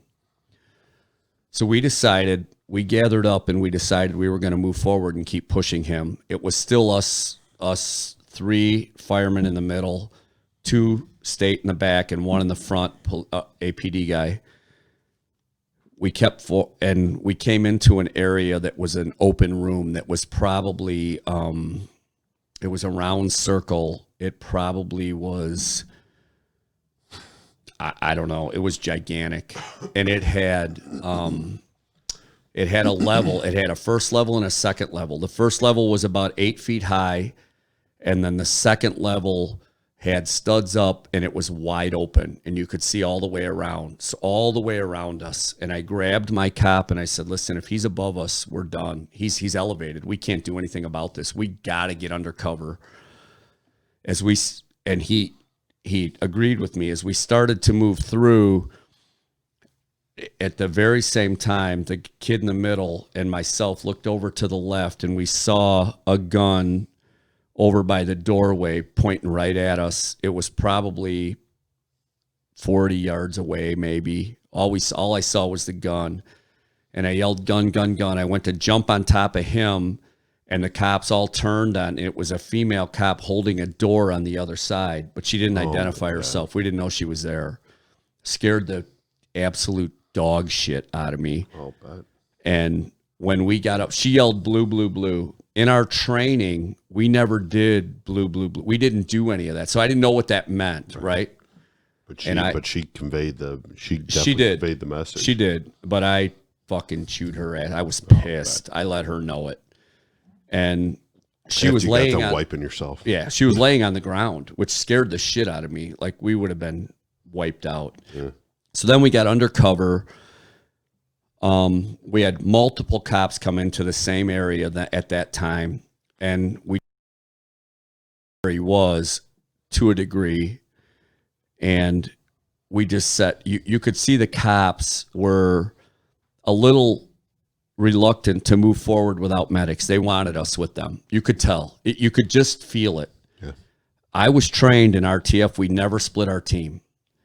I couldn't not split my team. There was no option here. I had to split the team. I relayed that back to Captain Demas, who was in charge. He was my lifeline back to what we were doing. Every single time we moved. That's it. That's the building. Yes. So that gives you just a kind of an idea of how big of place that these guys are going through. Like they're trying to clear this entire, it's a water valve factory. Yes. It was very, very big building. Every single step I made, I let Captain Demas know where we were. He was sort of my lifeline. And I could hear the police. I could hear our command post. I split my team. I made the decision to split the team. But as I split the team, I could hear them everywhere they were. I couldn't see them, but I could hear them. And we started searching, making sure we were clear. There weren't bodies somewhere. Mm-hmm. As we all started to move forward, we walked up on a wall, a block wall. And I heard the police on the police band say, everybody hold, hold, hold. He's in sight.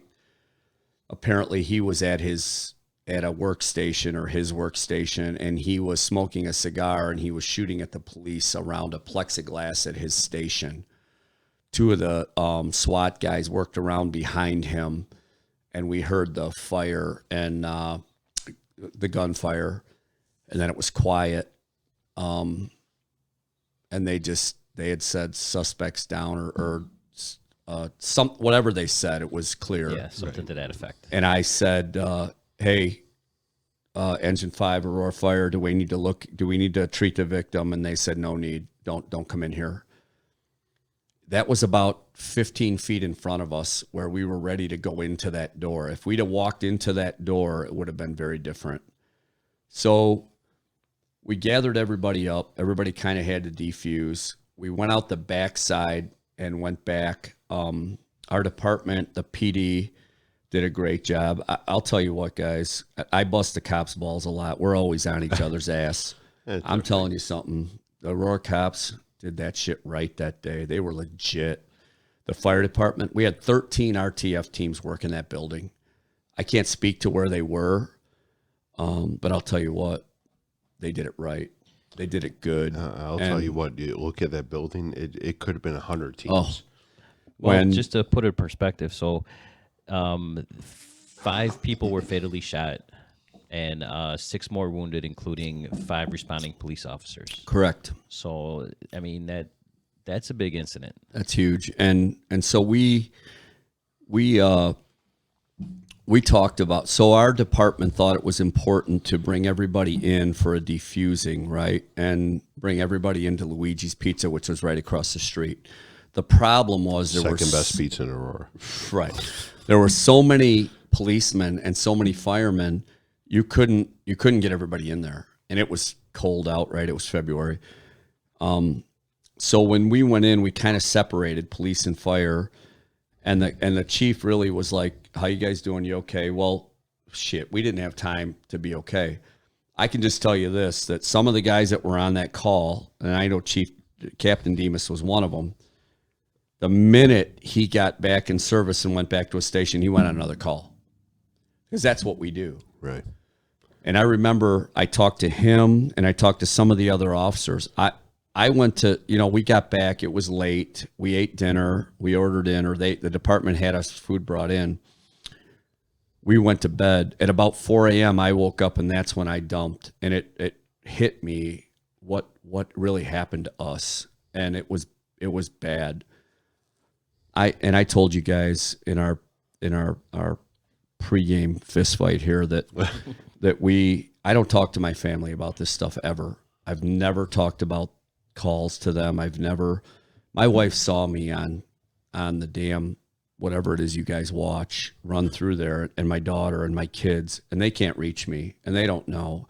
And then they get a text from me, we're fine. When I got home in the morning, I was studying for the captain's exam. I went straight to the basement because they were sleeping, and she came downstairs. That's the first time my wife has ever said, what the hell are we doing here?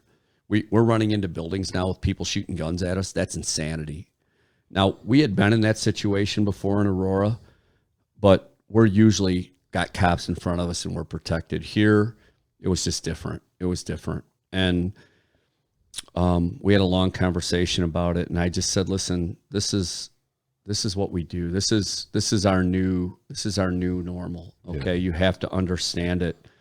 I don't want to put our family at risk. I understand it, but you have to understand from my perspective what we're doing here. And she doesn't know about RTF. She never heard me say that in my life. Like, what the hell are firemen doing in there?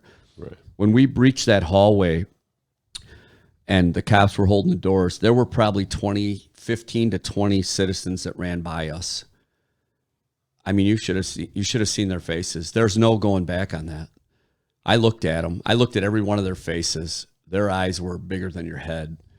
And I'm thinking, God damn, these people, for the rest of their lives, that's their future. Right.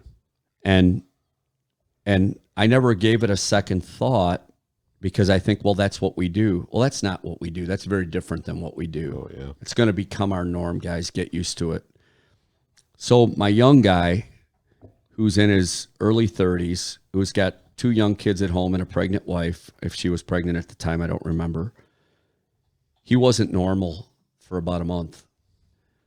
My senior guy, who was with me, it took me and him about a few shifts. We became normal. The last day, about a month later, I said, if he's not showing me that he's normal today, I'm hooking him right now. We're done. I'm pulling him off duty, and he's going to counseling, and we're getting him fixed right now. He was not right.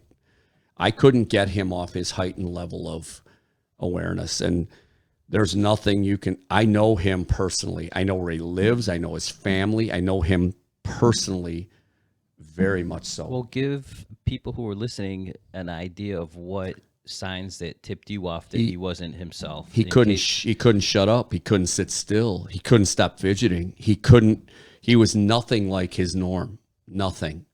And he told me after that he doesn't talk to his wife about any of this either, because that's what we do. After that incident, a couple days later, after a couple beers, he finally opened up to his wife, who, by the way, he scared the shit out of. And they started having conversations about it, which kind of brought him back to norm. So I'm just telling you, if you're an officer, and there's guys out there that say, oh, I don't be an officer, you're a fist fucker, or whatever you are, you want to be the man, that's all garbage, right? We're all together. There's not one better than the other. Right. Understand your people, know your people. If they're not right, you better start doing something about it, because this shit's real and it lasts a long time.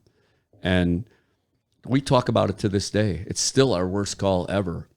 We're talking about a guy that's been to hell and back. Right. You know, this is off for you. This is awful. So I don't want to see guys that age at 30 years old having another 25 years to do, having to go through that for the next 25 years. That's not right. And our department has taken huge steps in that, defusings, debriefings. When I started, shut up, kids, suck it up. This is what you signed up for. And I get that. Right. But this is way past that, way past that. Start thinking, start putting yourself in that. I talked to my chief not too many days after this incident, when the federal government was investigating it and kind of trying to find out. They wanted everything written down. I wrote everything down from start to finish. I was supposed to go in front of them and speak. Never heard from anyone. The chief said, I want everything start to finish. I sent it to him. He was beside himself, because he felt like sending us into that situation made him, it exposed him, right? Did I send my guys into the right situation? Had he done anything different? People, I'm telling you, had the APD not done what they did, those other people that came out of there would not be here today. I can say that with 100% certainty. That dude was calculated, he was methodical, and he was very good at what he did. And I gotta say, like, as it pertains to like the RTF, which stands for Rapid Task Force, it's a relatively new concept. It is. You know, and I know there were a lot of naysayers, you know, and even myself, like I was kind of, but us as firemen and paramedics and first responders, like we were always taught, I mean, you more than anybody, we're taught scene safety is our primary concern. We don't go anywhere that isn't safe. For sure. This is a new concept. It was a new, it's a new concept now, let alone it is still at that new. time. It was right hot off the presses, and you guys are putting it in action. To my knowledge, that was the first RTF teams actively deployed under live fire in the country. Now, I could be wrong about that, but I don't understand why we're not paying better attention to it. And how soon after training was it that you guys had? Not less, probably a month, I'm guessing. Oh my God! It was the first time you were ever exposed to RTF. Was we didn't even know what it was. We went in with the Naperville Fire Department and we did the training, and they were fantastic. They did a great job. Our guys have been in training for it. They learned how to teach it. They taught us, and I can't imagine what that would have been like without that training. I can't imagine. It would have been horrible. I was just gonna ask you. So you feel pretty good about putting this in action? Like this is the move. Huh? I'll tell you what. Absolutely. I'll tell you what. If you're gonna stand outside and wait, that guy's gonna wreak havoc in that building. Whoever it is, 1, 2, 3, 4 of them, putting them on the defensive immediately sends them into a different mode. Yeah. But again, be smart, guys. They're intelligent. They have the knowledge you have. They know what you're doing now. Stay ahead of them, right? There's people smarter than me doing this, right? And they're going to understand how to get in front of these guys. But if you sit back and wait, we're in big trouble. Look at Columbine. If you learned nothing, go look at that. How many lives would that have changed had we been doing RTF? Had this been absolutely. There's no question. We had no firemen hurt. It was really, it's a win for us. The APD, I'm telling you, I'm telling you, guys shot in a stairwell, firing back, saying, I'm still in the fight. I'm not coming out. I'm in the fight. That shit's out there. Listen to it. That shit's real. That ain't Hollywood. That shit's real. I don't know who it was. I don't, like I said, I don't have any social media. I don't care. That shit's real. I heard it all on the radio. You try to amp that up and see what that's like live. That's rough. Oof.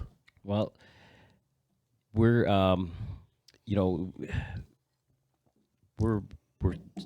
moving into the end of this. I mean, we've done 2 hours. Yep. And I don't think that we've scratched the surface with you. Yeah. We're 2 hours in this podcast, and I know that I had to skip from earlier in your career to to present to about 27 years in. Yeah, and we want to have you back another time if we can talk you into it. Yeah, I know before we finish, Corey always forgets until right about now when he wants to ask you about your best. Some of your best pranks that you've seen around the firehouse. Oh, Come man. on, there have been a bunch. I only bring that up now so that we can end on a I'm not active shooter. No. Yeah. So don't disappoint us now. Yeah. So the guys at 8s, they think they're a bunch of badasses, but they messed with my guys. So we got up about 1 or 2 in the morning. We drove over. It was snowing, and they have cameras outside their station.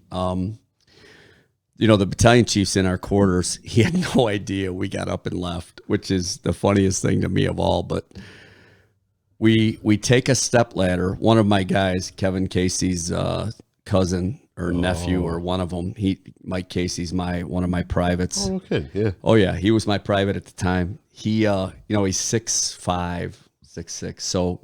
We have a blanket over us, hiding us like a bunch of dipshits, because we don't know the cameras at 8s don't work, right? So they're immune. Oh yeah, so we don't know. Yeah. Plus, they're tracking us through the snow, right? And I'm such a dumbass. I don't know that you can look on the computer and track us anywhere you want. I don't know that, right? So we get to their station and we walk up with a step ladder. We're all behind the blanket. We throw the blanket over the camera. We go into the station, we take all their 2.5 and throw it all over the station and connect it together. So they got to fix it. We take all their coffee cups and all their silverware and shit, and we take it upstairs and hide it in the mezzanine. We switch all their sugar with salt.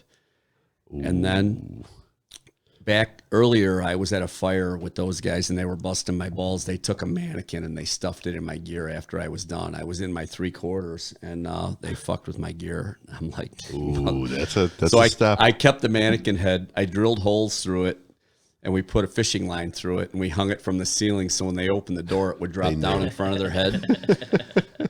So then for the final... This is some well-articulated... Yeah, well, so for the final caveat, I had pieces of cardboard I cut out of a box, and I put 3 mouse traps on each one, and I glued them to the cardboard, and I was going to slide the mouse traps in front of their bed, and I was going to drop their tones. And my guys got nervous because they thought we'd hurt somebody with these mouse traps. It was only at this point with the mouse traps that they were like, maybe this is until a good then idea. we were fine. Right. So my guys talked me into, instead of the regular mouse or rat traps, we're gonna use the glue traps. We took 2 alarm clocks. They took the high road on this one. I did. I listened to them. Right. We took 2 alarm clocks and set them in their bunk room, one for 2 a.m. and one for 4:30. And we set them, and we set all these glue traps, and then we put them on their light switches too. So when they got up to turn their light on, they grabbed the glue trap, which originally I was doing mouse traps.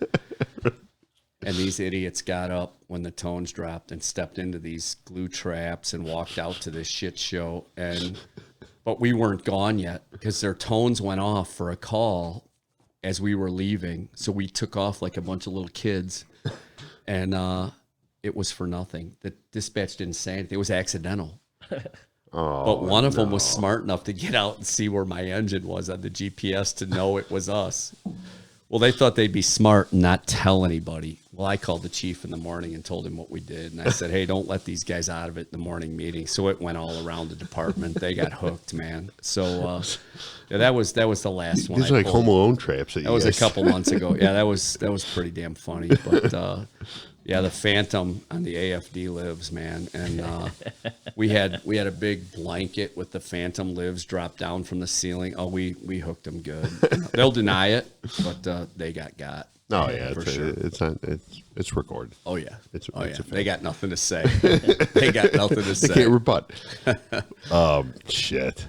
That's fucking awesome. Chuck, I can't thank you enough for being here. Yeah, well, that being said, it's been an honor having you here. Yeah. Thank you so much for making the trip and, proving again that, we had a pretty good gig here, being able to have a cocktail with a guy like you and, just listen to some stories. Oh, you know what?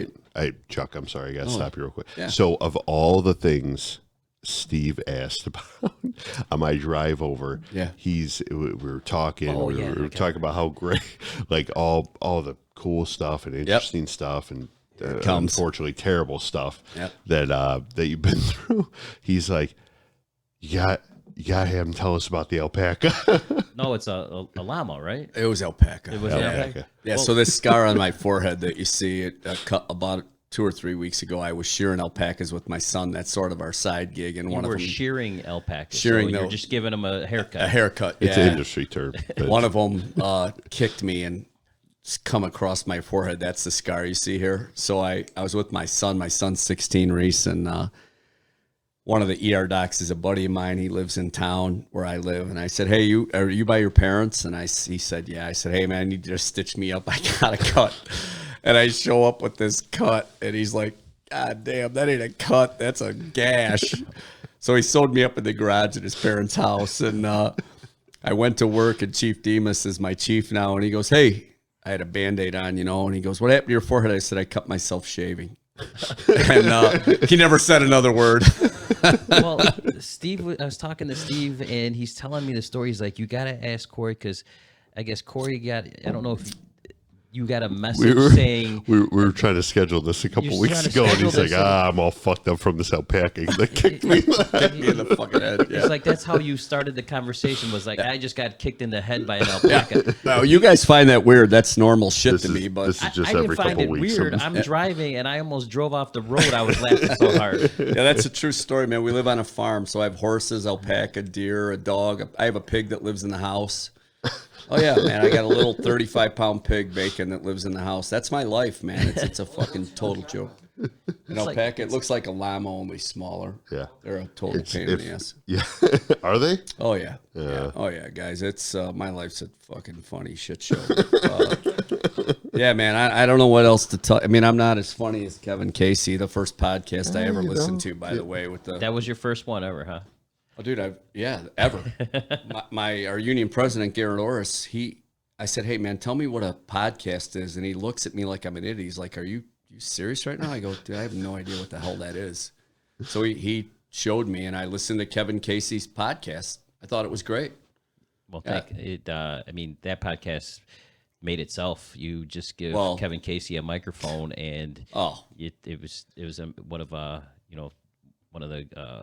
best podcasts that and how many podcasts were we into at that by the time we had Kevin on? I don't know. Early. I listened to Father Tom. You might as well just shut it down after him because that guy. And while we're here, hey, come here. You want to plug? Well, everyone, we were. No, come on. No, he's out. He's out. But we're lucky enough to have. We're lucky enough to have our photographer out. It's been an honor to be here with this first podcast I've ever been a part of. Yeah. And I really thank you guys for letting me photograph some of your photographs. Northern Illinois Fire Ground Photos, or you can go on YouTube. Just type in Todd Sherman.